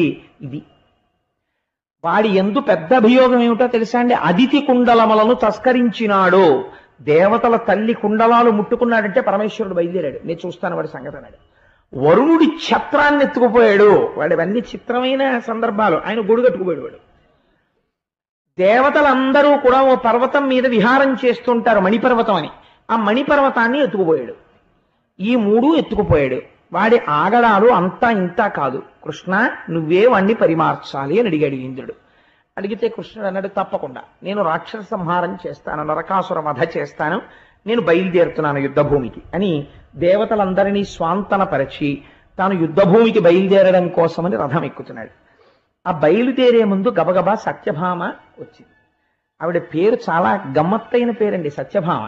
ఇప్పటికీ కూడా మొట్టమొదట ఆ పేరు ఎక్కడ వినపడుతుందో తెలుసా అండి? కొత్త కోడలు ఇంటికి రాగానే కొంచెం కాస్త విసురుగా నడిచింది అనుకోండి, ఏమాయ్ మీ కోడలు సత్యభామే అంటారు వెంటనే. ఆ తల్లి బహుశా నేనైతే అనుకుంటాను షీఈస్ థరోలీ మిస్అండర్స్టూడ్, ఆవిడికి సరిగా అర్థం చేసుకోబడలేదు సత్యభామ అనుకుంటాను. ఆ తల్లి సత్యభామ పొందినటువంటి స్థానం చాలా గొప్ప స్థానం అండి నిజంగా. ఆవిడ నృత్య సంప్రదాయంలో కూడా కూచిపూడిలో కూడా ఆవిడ కృష్ణుడికి లేఖ రాస్తుంది. అయ్యో బాబోయ్, నిజంగా అది శోభానాయుడు గారు మహాతల్లి ఆవిడ చేస్తారు. ఆ కృష్ణుడికి ప్రణయలేఖ రాయడం, ఆవిడ నర్తన చెయ్యడం. సత్యభామ ఎన్ని రంగాలలో ప్రవీణురాలో మహాతల్లి. ఆయమ్మ కృష్ణ భగవానుడి దగ్గరికి వచ్చి ఒక మాట అడిగింది, నాథ మీరు యుద్ధభూమికి బయలుదేరుతున్నారు కదా నరకాసురుడితో యుద్ధం చేయడానికి, నేను కూడా మీతో వద్దామనుకుంటున్నాను యుద్ధభూమికి. అరణ్యవాసానికి రాముడు వెడుతున్నప్పుడు సీతమ్మ కూడా నేను వస్తాను అంది. కానీ వాళ్ళ మధ్య చాలా గంభీరమైనటువంటి చర్చ జరిగింది. అలా కృష్ణుడు గంభీరంగా ఉండదు. కృష్ణుడికి రాముడికి అవతారాల్లో చాలా తేడా ఉంటుంది. చక్క పెట్టడంలో కృష్ణుడి తర్వాతే. కొంచెం మా రామయ్య అమాయకుడు, అంటే కృష్ణయ్య కూడా మావాడే. అంటే నేను ఈ మాట అంటే నేను ఎవరి గురించి ఉపన్యాసం చెప్తే ఆయన మావాడు అంటుంటాను, అదే ఒక బలహీనత. అంటే మనవాడు లేదా ఎందుకు ఈ మాట అన్నానంటే, రాముడు చూడండి ఆ మొట్టమొదట బాలకాండల యుద్ధానికి వెళ్ళినప్పుడు మారీచుణ్ణి చంపేసి ఉంటే అసలు రామాయణం అంత దూరం వెళ్ళేదండి, సీతాపహరణం జరిగేదా? మారీచుణ్ణి వదిలేశాడు, వదిలేసి తాటకా సంహారం చేశాడు, అంత దూరం వెళ్ళింది. శూర్పణఖకి ముక్కు చెవులు కోసి వదిలేశాడు, అంత దూరం జరిగింది. సగం చంపుతాడు, సగం వదులుతుంటాడు. దానివల్ల కష్టాలు కొని తెచ్చుకుంటూ ఉంటాడు రాముడు. కృష్ణుడు అలా కాదు. జరాసంధుడు యుద్ధానికి వస్తే వీడిని చంపేశామనుకో మళ్ళీ మనకి పనికి మాలిన వాళ్ళందరినీ కూడేసుకొచ్చేవాడెవడు? అందుకని కూడేసుకొచ్చిన వాళ్ళందరినీ చంపేసి వీడిని వదులుతుంటే వీడెళ్ళి మళ్ళీ పనికి మాలిన వాళ్ళందరినీ పట్టుకుని వస్తుంటాడు. వీడిని వదులుతుండా వాళ్ళని చంపుతుండా భూభారం తగ్గిపోతుంది. తేలిక నేను వెళ్ళి అస్తమానం ఎక్కడికని వెతకను, వీడిని వదిలితే వీడు పట్టుకొస్తాడు వాళ్ళందరినీ అని వచ్చినప్పుడల్లా జరాసంధుడు వదిలేసేవాడు, వాళ్ళని చంపేసేవాడు. ఈ వెర్రేడి తెలియక 17 మాటలు వచ్చాడు అక్షౌహిణీని పట్టుకుని, వచ్చినప్పుడు అలా చంపాడు. కురుక్షేత్రం జరగడానికి ముందరే అంచెలంచెల మీద చాలా మందిని తీసేసాడు ఆయన. అసలు నిజంగా తీలేదనుకోండి కృష్ణావతారం వీళ్ళందరూ కూడా ఎవరి పక్కన చేరుతారో తెలుసా అండి? దుర్యోధనుడి పక్కన చేరుతారు. కురుక్షేత్రంలో ఎంత కష్టమై ఉండేదో పాండవులకి నిగ్రహించడం. అందుకే పుట్టింది మొదలు అదే పని మీద ఉన్నాడు ఆయన. చక్కగా చక్కబెట్టుకు వచ్చేసాడు. అటువంటి వాడు యుద్ధానికి బయలుదేరుతుంటే సత్యభావం వచ్చి నేను వస్తానని. నేను ఇందాక అన్నాను కదా, రాముడు గంభీరంగా ఉంటాడు, కృష్ణుడు అలా గంభీరంగా ఉండడు, చమత్కారంగా ఉంటాడు. చమత్కారంగా మాట్లాడతాడు. తను చేస్తున్నది ఏమిటో అవతల వాళ్ళకి అర్థం చేసుకోవడం చాలా కష్టం. గంభీరంగా ఉండేవాడును గోపాలకృష్ణ గారిలా ఉండేవాడు దొరికిపోతాడండి. ఎందుకంటే లోపల ఏమి ఉండదు. ఓ ఆ ప్రశ్న ఆయనే, జవాబు ఆయనే. మీరు ఇచ్చిన డబ్బులు నేను ఏమైనా చేశాను అనుకుంటారేమో, మా ధర్మకర్తలు పైదేస్తారు కానీ మేము ఎప్పుడూ అలా తీసుకోము అని మీరు అడిగారేమో అనుకుని ఆయనే జవాబు చెప్పేసి, అది నిష్కల్మష హృదయాలు అలా ఉంటాయి. నాలాంటి వాడు ఉన్నాడు అనుకోండి చాలా నవ్వుతూ మాట్లాడుతుంటాడు. కానీ ఆ మాట్లాడే మాటల వెనకాతల ఏముందో కనిపెట్టడం చాలా కష్టం. వాడు ఏమన్నా అన్నాడా అంటే అన్నట్టు అనిపించదు, అనలేదా అంటే అనలేదని తేలిగ్గా తీసుకోవడానికి ఉండదు. అంతగా గమ్మత్తుగా ఉంటుంది. ఎవరైనా వచ్చి బాగున్నారా నమస్కారం అండి అన్నారు అనుకోండి, అబ్బో చాలా గొప్ప మాయ మీద అన్నాడు అనుకోండి, ప్రశంసించినట్ట తెగడినట్ట ఏమంటున్నట్టు అలా ఉంటుంది కృష్ణతత్వం. ఆయన్ని పట్టుకోవడం చాలా కష్టం కృష్ణావతారంలో. కాబట్టే ఒక్కటే కాషనాడు రహించాడు పెద్దవాడు. ఏమన్నారంటే, ఒరే కృష్ణుళ్ళ ఎప్పుడూ చేయకండి, కృష్ణుడు చెప్పింది చేసి చాలా. చెప్పేటప్పుడు స్పష్టంగా ఉంటాడు, అరమరిక ఉండదు. జగదాచార్యుడిగా నువ్వు ఇలా చెయ్యి అని చెప్తాడు. ఆయన చేసిన దాంట్లో మీరు అర్థం చేసుకున్నారా 1000 మెట్లు ఎక్కేస్తారు, ఒకేసారి నిచ్చెన ఎక్కుతారు. అర్థం అవడంలో తేడా వచ్చి ఆచరణలో పెట్టారా మొత్తానికి పోల్ మీద ఫ్యూజ్ కాలిపోతుంది. అందుకని ఆయన విషయంలో ఆయన చేష్టితములను చాలా జాగ్రత్తగా అర్థం చేసుకోవాలి. నేను అందుకని రామాయణాన్ని భాగవతాన్ని ఒకసారి పక్కన పెట్టి సరిపోల్చే ప్రయత్నం చేశాను. చూడండి, ఇప్పుడు సత్యభామ వచ్చి కృష్ణ నేను మీతో యుద్ధానికి వస్తాను అంది. అంటే ఆయన అంటాడు, సమద పుష్పంధయ జంకారములు కావు భీషణ కుంభేంద్ర బృంహితములు, వాయు నిర్గత పద్మ వనరేణువులు కావు తురగ రింఖాముకోద్ధుతరజము, లాకీర్ణ జలతరంగా సరములు కావు శత్రుధనుర్ముక్త సాయకములు, కలహంస సారస కాసారములు కావు ధనుజేంద్ర సైన్యక దంబకములు, కమల కల్హార కుసుమ సంఘములు కావు చటుల రిపుశూల ఖడ్గాది సాధనములు, కన్యా నీవేడ రణరంగ గమనమేడ ఒత్తు వేగము నిలువుము వలదు. ఆయన అన్నాడు, సత్యభామ యుద్ధం అంటే ఏమిటో అది కూడా సరదాగా ఉంటుంది అనుకుంటున్నావు, రోజు నాతో ప్రణయ కేళీ విలాసాల్లో తేలియాడుతూ ఇది కూడా ఏదో ఉద్యానవనంలో విహరించడం అనుకుంటున్నావేమో. యుద్ధ భూమి అంటే ఎలా ఉంటుందో తెలుసా? సమద పుష్పంధయ జంకారములు కావు భీషణ కుంభేంద్ర బృంహితములు. అక్కడ తుమ్మెదల జంకారాలు వినపడవు, బ్రహ్మాండమైనటువంటి ఏనుగులు తొండములనెత్తి ఘీంకారములు చేస్తుంటాయి, అవి వినపడుతుంటాయి. వాయు నిర్గత పద్మ వనరేణువులు కావు తురగ రింఖాముకోద్ధుతరజము. అక్కడ పద్మముల మించి వచ్చేటటువంటి పుప్పుడుతో కూడిన గాలి రాదు. శరవేగంతో పరిగెత్తే గుర్రాలు యుద్ధభూమిలో వెళ్ళిపోతుంటే వాటి డెక్కల మించి పైకి రేగినటువంటి ధూళి వచ్చి మీద పడుతుంది. అక్కడ సరోవరాల మించి వచ్చేటటువంటి చల్లటి గాలి రాదు. శత్రువులు విడిచిపెట్టినటువంటి బాణ పరంపరలు వచ్చి మీద పడిపోతాయి. పైగా అక్కడ కలహంసలు మొదలైనటువంటి పక్షులతో కూడిన సరోవరాలు ఉంటాయని నువ్వు అనుకుంటున్నావేమో. భయంకరమైనటువంటి శత్రువులు రాక్షసులతో కూడినటువంటి యుద్ధభూమి అయి ఉంటుంది. కాబట్టి అక్కడ నువ్వు సంతోషించడానికి అబ్బా తామర పువ్వు ఎంత బాగుందో అనండి, ఆ కలువ పువ్వు ఎంత బాగుందో అనండి, లేకపోతే ఆ కల్హార పుష్పం ఎంత బాగుందో అనండి అని చూడ్డానికి పూలతోట కాదు. ఒకడు ముళ్ళగా తట్టుకుంటాడు, ఒకడు శూలం పట్టుకుంటాడు, ఒకడు పరిగ పట్టుకుంటాడు, నెత్తుటితో తడిసిపోయి ఉంటుంది, మాంసంతో అంటుకుని ఉంటుంది, వాడు విసురుతుంటాడు. ఎక్కడ చూసినా అరుపులు కేకలు. యుద్ధ భూమి అంటే ఏమనుకుంటున్నావో, యుద్ధానికి వస్తానంటున్నావేంటి? అందుకని నువ్వు నేను పెడుతున్నాను కదా అని చెప్పేసి అయ్యో పాపమ్మ ఆయన ఒక్కరు పెడుతున్నారు సాయం చేద్దాం వద్దాం అనుకుంటున్నావేమో. నువ్వేమీ అలా కంగారు పడకు. కన్యా నీవేడా, నువ్వు ఆడపిల్లవి, నువ్వెక్కడ యుద్ధం ఎక్కడ? అందుకని రణరంగగమనమేడ, యుద్ధభూమి ఎక్కడ? ఒత్తు వేగము, నేను మళ్ళీ తిరిగి తొందరగా వచ్చేస్తాను రాక్షసుల్ని పరిమార్చి, నువ్వు బెంగ పెట్టుకోకు.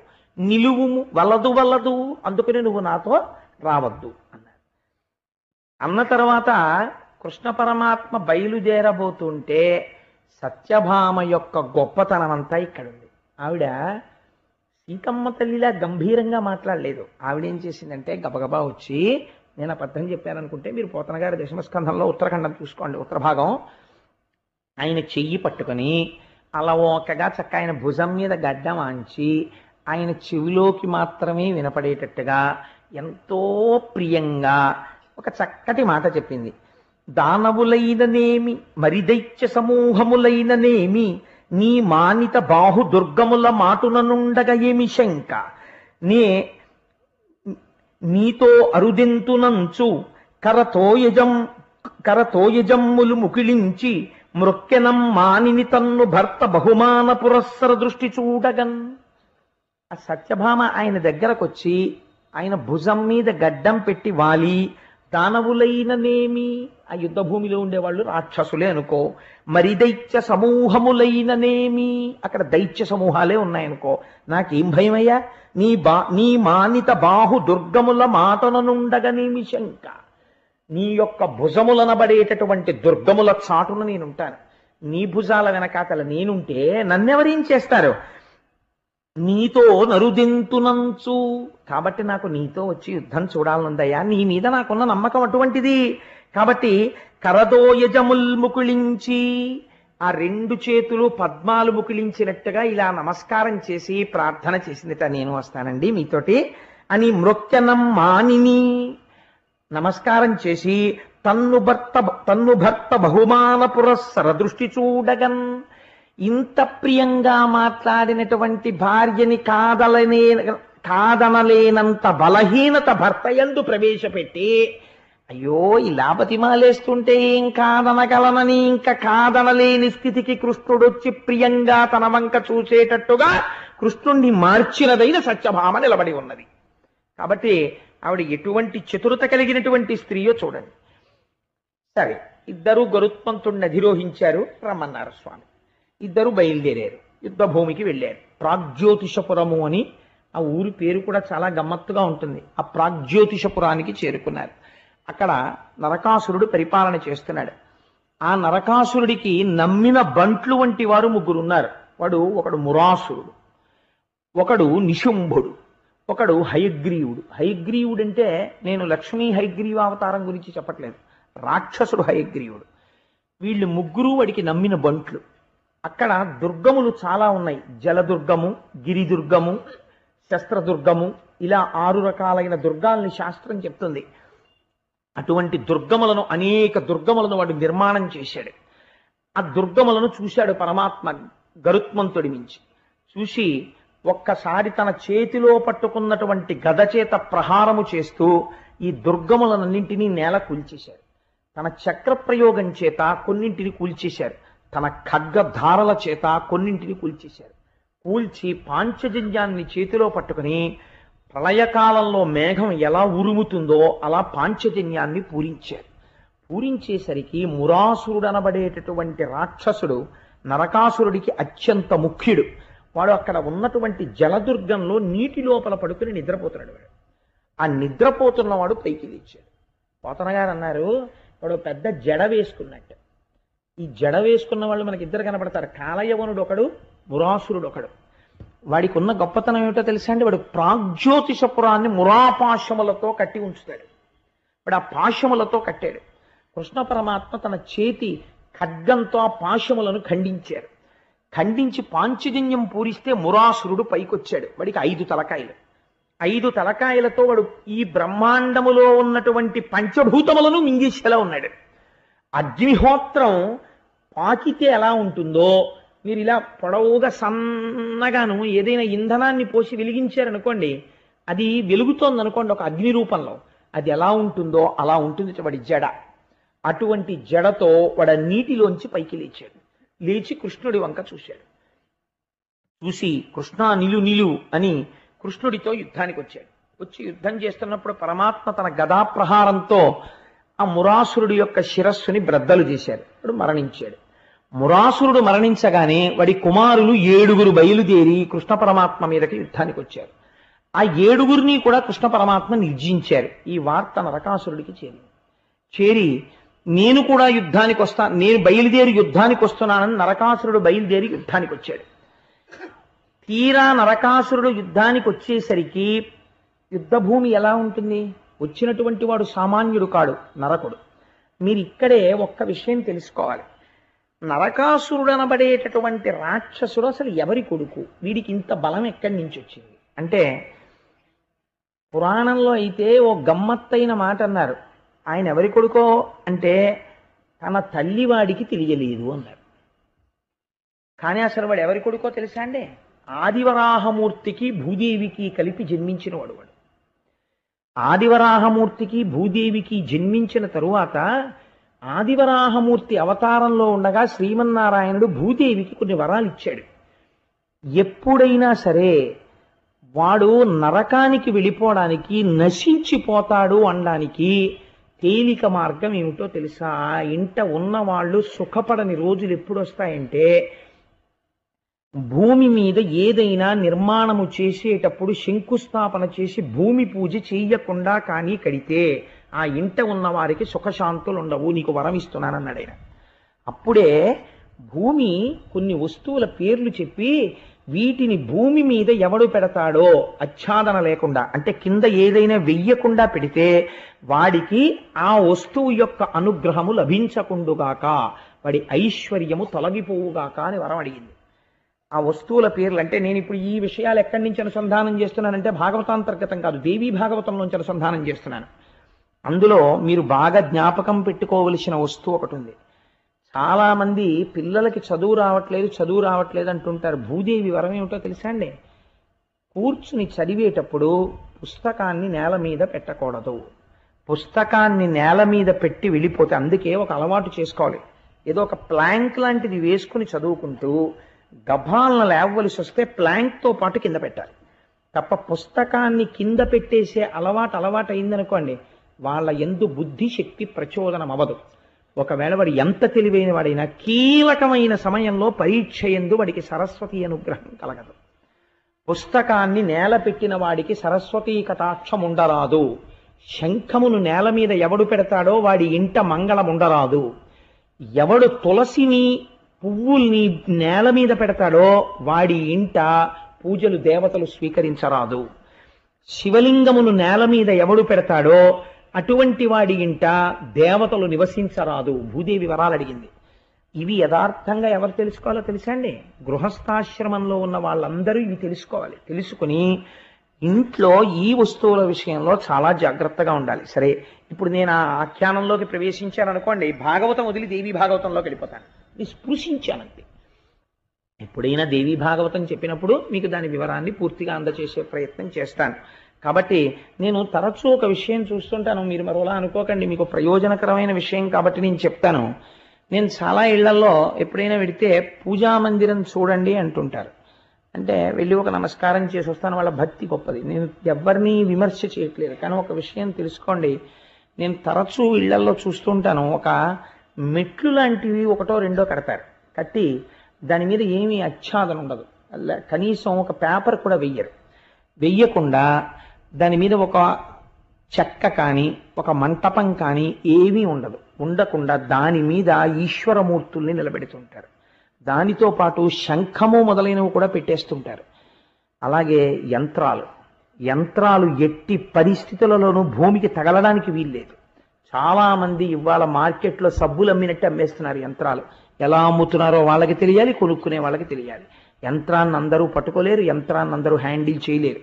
యంత్ర పూజ ఎందుకండి? హాయిగా అంగుష్ట మాత్రమైన ఈశ్వరమూర్తిని పెట్టుకుని పూజ చేసుకునేదానికి. దాన్ని ఆరాధన చెయ్యడం వస్తే చెయ్యాలి, లేనప్పుడు అటువంటి ప్రమాదకరమైన పనులు చేయకూడదు. వాటిని తీసుకొచ్చి నేల మీద పెడుతుంటారు. నేల మీద పెట్టి మీరు ఎంత పూజ చేసినా దానికి సరైన ఫలితాలు రావు. ఎందుచేత అంటే ముందు మీరు వచ్చినటువంటి వాడికి విస్తరేసి గాండ్రించి విస్తట్లో ఉమ్మేసి ఎన్ని పదార్థాలైనా వడ్డించండి. తింటాడా వాడు? అసలు ముందు మర్యాదేది ఈశ్వరుని మంటపంలో. గృహస్థాశ్రమంలో ఉన్న వాళ్ళు ముందు అసలు పూజా మందిరం ఎలా ఉంచుకోవాలి తెలుసుకోవాలి. దేవీ భాగవతం లాంటివి చదువుకోవాలి. పెద్దలను అడగాలి, అయ్యా ఇలా పెట్టుకోవచ్చా అండి, ఇలా ఉంచుకోవచ్చా పూజా మందిరం అని అడగాలి. లేకపోతే మీ ఇంటి రక్షణ ఆ గదిలోంచి వస్తుంటుంది.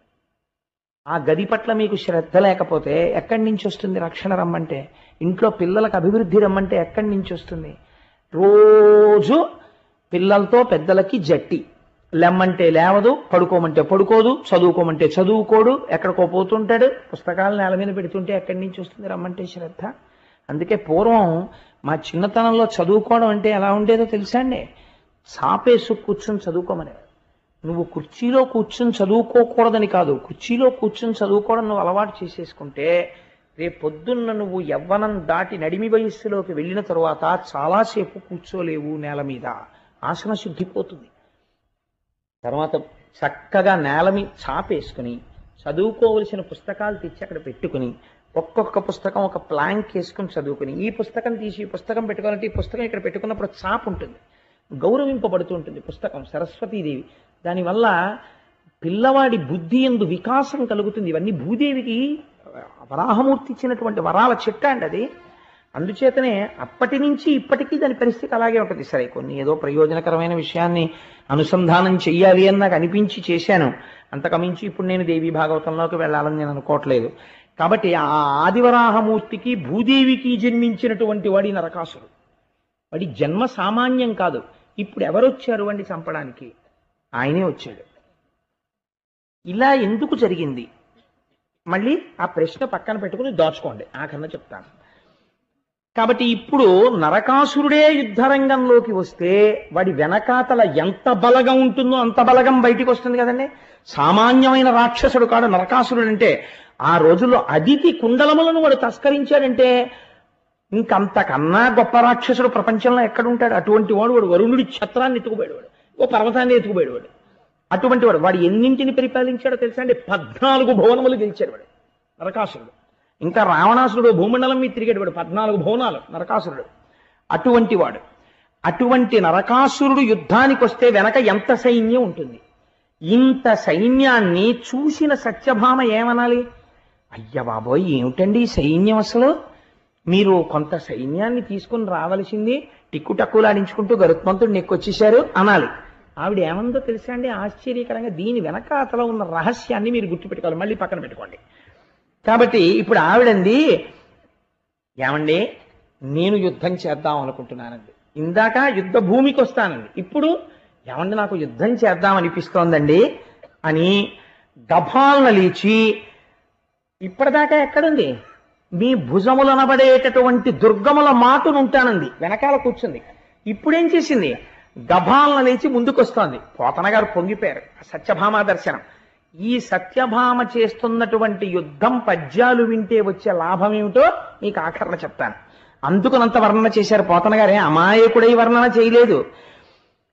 వేణింజొల్లము వెట్టి సంఘటిత నీవీబంధయై భూషణ శ్రేణిందాల్చి ముఖేందు మండల మరీచీజాల ముల్వల్వగా పాణిం పయ్యద చక్కగా తురిమి శుంభద్వీర సంరంభయై ఎనీలోచన లేచి నిల్చతన ప్రాణేశాగ్రభాగంబునన్. గభాలన లేచిందిట, తన భర్త ముందుకొచ్చి నిలబడిందిట. ప్రాణేశాగ్రభాగంబునన్, ఇప్పటి వరకు వెనకాతలకు వచ్చింది, ఇప్పుడు ముందుకొచ్చి నిలబడింది. ఎలా నిలబడిందిట? ఆ నిలబడగానే వేణుంజొల్లము వెట్టి పెద్ద జడ. అసలు సత్యభామ అనగానే మనందరికీ గుర్తొచ్చేది ఏమిటంటే ఆ జడ. కాబట్టి ఆ జడను ఒక్కసారి తీసుకుని ఇలా ఇలా ఇలా ఇలా ముడి వేసేసుకొని గట్టిగా ఇలా ముడేసేసుకుంది, ఇంకా కదలకుండా. పెద్ద జడ కదండి, మరి త్రాచుపాములాగా. పోతన గారు ఒక లైవ్ టెలికాస్ట్ ఇస్తారు, శబ్ద చిత్రీకరణ. వేణింజొల్లము వెట్టి సంఘటిత తనివీబంధయై భూషణశ్రేణిందాల్చి. ఆ హారాలు అవి బోలెడన్ని ఆభరణాలు ఉన్నాయి, అవి కదులుతున్నప్పుడు ముందుకి వెనక్కి పెడుతుంటాయి. అలవాటు లేని వాడు కొత్తగా ఉపనయనం చేసుకున్న వాడిని ఊరే కొంచెం పూజా మందిరంలో సామాన్ సర్దేరా అన్నారు అనుకోండి, వాడికి వచ్చే మొట్టమొదటి కష్టం ఏమిటో తెలుసా అండి? ఆ యజ్ఞోపవీతం వచ్చి ఆ చేతికి అడ్డుపడిపోతుంటుంది. వాడు అస్తమానం ఇలా అంటుంటాడు, మళ్ళీ అంటుంటాడు. యజ్ఞోపవీతం భుజం మించి బ్రాహ్మణుడికి జారిపోతే వాడిని దరిద్రం పట్టుకుంటుంది. భుజం జారిపోతే గాయత్రి చెప్పుకోవాలి. భుజం జారిపోకుండా దాన్ని పంచెలోకి పెట్టుకోవడం అలవాటు చేసుకోవాలి బ్రాహ్మణుడు. కాబట్టి ఎన్ని ధర్మ సూక్ష్మాలు పెట్టేశారండి పెద్దవాళ్ళు, జాగ్రత్తగా అలవాటు. అప్పుడు తండ్రి చూసి అంటాడు, రే అలా యజ్ఞోపవీతాన్ని వదిలిపెట్టి తిరగకూడదు అని దగ్గరికి తీసుకుని, నాన్న ఆ యజ్ఞోపవీతాన్ని పంచెలో ఇలా పెట్టుకోవాలి, పెట్టుకుంటే ఇప్పుడు అది కదవదు, ఇప్పుడు నువ్వు పని చేసుకుంటాడు. వాడికి అలవాటు అవుతుంది, ఓహో యజ్ఞోపవీతాన్ని అలా పెట్టుకోవాలన్నమాట అని తెలుసుకుంటాడు. అలా ఆడవాళ్ళు పెద్ద పెద్ద హారాలు అవి వేసుకున్నారనుకోండి, ఏ వంగినప్పుడో లేకపోతే బాణం ఇలా లాగినప్పుడు దానికి వెనకాలన్న పావురా ఈకలకో ఈ గొలుసులు పట్టుకుంటాయి. నేను పోతన గారు ఎంత లైవ్ టెలికాస్ట్ ఇచ్చారు చూడండి. ఆ రైల్వే కంపార్ట్మెంట్లో విండో సీటు పక్కన కూర్చోగానే నాకు ఇంతకన్నా మరి చెప్పడానికి ఉపమానం లేదు. వాళ్ళు గబగబా ఆ గొలుసులు అవి ఇలా పడేసుకుని ఇలా పమిటి కప్పేసుకున్నట్టు ఆవిడ కూడా గొలుసులు అవి బయటికి రాకుండా పైకి గభాలను వ్రేలాడకుండా అమరిక చేసేసుకుందిటే. అందుకని భూషణ శ్రేణిందాల్చి ముఖేందు మండల మరీచీజాల ముల్వర్వగా పాణిం పయ్యద చక్కగా తురిమి. ముఖం మంచి దేదీప్యమానం, ఎక్కడ భయం కనబట్టలేదు, దేదీప్యమానం అయిపోతుండగా ఈ పమిట పెద్ద పమిట వేలాడుతోంది. ఈ పమిట ఇలా తీసి ఇలా దోపేసుకుందిట, ఎక్కడ వేలాడకుండాను. పయ్యద చక్కగా తురిమి శుంభద్వీర సంరంభయై ఏనీలోచన లేచి నిల్చతన ప్రాణేశాగ్రభాగంబునన్. ఆయన కన్నా ముందుకెళ్ళింది, వెళ్ళి నాథ ఆ ధనస్సులా ఇవ్వండి. కృష్ణుడు తెల్లబోయాడు. ఏమిటి నరకాసురుడు ఏమిటి, సైన్యం ఏమిటి, సత్యభావం ఏమిటి, ముందుకొచ్చేయడం ఏమిటి, ఈ ముడేసేసుకోవడం ఏమిటి, గొలుసులు సర్దేసుకోవడం ఏమిటి, పమిట సర్దేసుకోవడం ఏమిటి, ధనస్సు ఇమ్మంటుంది ఏమిటని. ఆయన ఒక నవ్వు నవ్వాడు. ఆయనకి తెలియంది ఏముంటాయండి, మా రామయ్య అయితే బయటపడిపోతాడు, మా కృష్ణయ్య అటువంటి వాడే అనుకోండి. అందుకని ఆయన ఏం చేశాడంటే ఏమీ తెలియని వాళ్ళ నవ్వి, హరినాక్షికి హరి ఇచ్చెను సుర నికరోల్లాసనమును శూర కఠోరాసుర సైన్యత్రాసనమును బల గర్వ నిరాసనమును బాణాసనమును. రాక్షసుల యొక్క మస్తకములను ఖండించడానికి అనువైనటువంటి సమస్త శక్తులను క్రోడీకరించుకున్నటువంటి ఏ ధనస్సు స్వామి పట్టుకుంటారో, శార్ంగం అనేటటువంటి ధనస్సుని, ఆ ధనస్సుని ఆ సత్యభామ చేతికి ఇచ్చారు. అసలు అంత ధనస్సు పట్టుకోవడమే, ఆ ధనస్సు చేత్తో పట్టుకొని ఆవిడ ఆ పైన ఉన్నటువంటి వింటి నారి ఉంటుంది, ఆ వింటి నారిని విప్పాలి. అసలు అక్కడే వీరత్వం బయటపడిపోతుంది. ఆ కొత్తగా యజ్ఞోపవీతం వేసుకోవడం అలవాటు ఉన్నవాడు ఉన్నాడు అనుకోండి, వాడికి కాగితం చుట్టినటువంటి యజ్ఞోపవీతంలోంచి విప్పుకోవలసి ఇలా ఇలా ఇలా ఇలా పెట్టుకుని దాన్ని కరెక్ట్గా పెట్టుకోవాల్సి వస్తే చిక్కులు వేసేస్తాడు. ముందు వేసేసి విసే ఇలా కొంచెం చిక్కిప్పంటాడు. అప్పుడు ఆడికి చిక్కిప్పడానికి 2 గంటలు పడుతుంది. అది యజ్ఞోపవీతాన్ని జాగ్రత్తగా విప్పుకోవడం అలవాటు ఉండాలి. టకటకటగా విప్పేసుకుంటున్నాడు అనుకోండి, ఆయన యజ్ఞోపవీత ధారణం బాగా అలవాటు ఉంది అని గుర్తు. లేకపోతే జీర్ణ యజ్ఞోపవీతం ఎంత ఉండిపోయినా వాడి కోసం శ్రావణ పౌర్ణమి వస్తేనే మారుస్తాడు, లేకపోతే మార్చడం. అలా ఆ ధనస్సుకు ఉండేటటువంటి తాడు విప్పేసి ఎడం చేత్తో పట్టుకుని ధనస్సుని దాన్ని వంగి కుడి చేత్తో కింద కట్టేస్తోంది. తెల్లబోయాడు కృష్ణ పరమాత్మ, తెల్లబోయారు రాక్షసులు. ఇదేమిట్రా కృష్ణుడు కూర్చున్నాడు, ఈవిడ కట్టేస్తోంది ధనస్సుకి తాడని. మనకి తెలియదు ఈ విషయం ఇప్పటిదాకా. ఏవో సత్యభామ, సత్రాజిత్తు, శమంతకమణి వాళ్ళందరూ విన్నారు కాబట్టి సత్యభామను చూడడం సరదాయే. కానీ ఇదేమిటి ఇలా కట్టేస్తోంది ఈవిడ తాడు గీడు అని అనుకున్నారు. ఆ విల్లంది బలంబునుంది తద గణ్యానంత తేజో విశేషావిర్భూత మహాప్రతాపమున వీరాలోక దుర్లోక్యమై తా వేగన్ సగుణంబు చేసతనువున్ తన్వంగి దైత్యాంగనాగ్రీవాసంగము నిర్గుణంబుగా రణ క్రీడా మహోత్కంఠతోన్. పోతన గారి పద్యాలంటే పద్యాలే, ఎంత గొప్ప పద్యం వాడతారో చూడండి. ఆయన సగుణంబు చేసే ధనువున్ దేని కొరకు అంటే గ్రీవాసంగము నిర్గుణంబుగా, దైత్యాంగనాగ్రీవాసంగము నిర్గుణంబు చేయుట కొరకు. ఆవిడ లేచి ధైర్యంగా తాడు విప్పి ఇలా కట్టేస్తుంటే పోతన గారు అంటారు, ఈవిడ కడుతున్నటువంటి తాడు కొన్ని లక్షల మంది రాక్షస స్త్రీల మెడలలో ఉన్నటువంటి పసుపు తాడు తీసేయడానికి కడుతున్న తాడు అన్నాడు. అంటే ఆవిడ ఎంత వీరకాంతో ఒక్కసారి చూపించారు. అటువంటి తల్లి ఆ విల్లంది బలంబు నొంది, అది పరమాత్మ యొక్క ఆ కరపీడనమునకు అలవాటు పడినటువంటి ఆ ధనస్సది. ఎప్పుడైతే నిరంతరము పరమాత్మ యొక్క చేతి సంస్పర్శకి నోచుకున్న ధనస్సు ఆయన గట్టిగా పట్టుకుంటారో, అటువంటి ధనస్సు పట్టుకోగానే ఆవిడిలో ఒక గొప్ప తేజస్సు కనపడింది.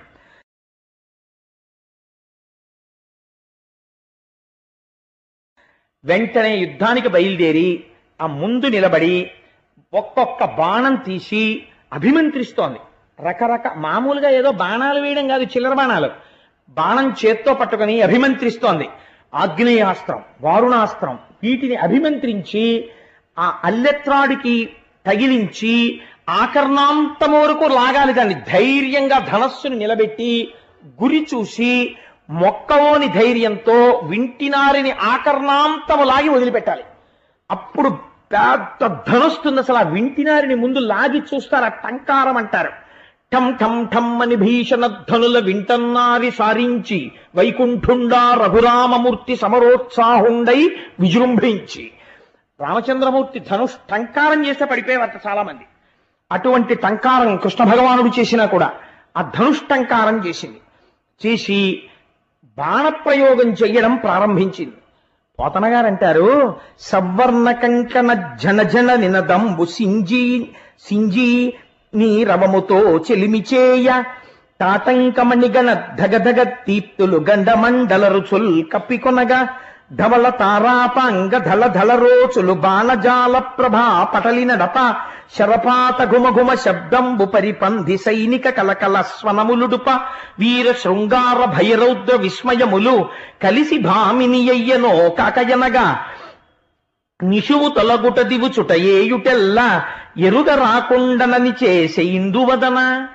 ఆవిడ సవర్ణ కంకణ జనజన నినదంబు సింజినీరవముతో చెలిమిచేయ ఒక్కొక్క బాణాన్ని ఇలా తీసి ఆ తొడిగి లాగుతుంటే ఆవిడ చేతులకి పెట్టుకున్నటువంటి కంకణధ్వనులు కలకణ కణకణ కణకణమని కంకణాలు చప్పుడవుతుంటే ఆ విడిచిపెట్టబడినటువంటి బాణం బయలుదేరుతున్నప్పుడు ముందు ఝుమ్మని శబ్దంతో పెడుతుంది.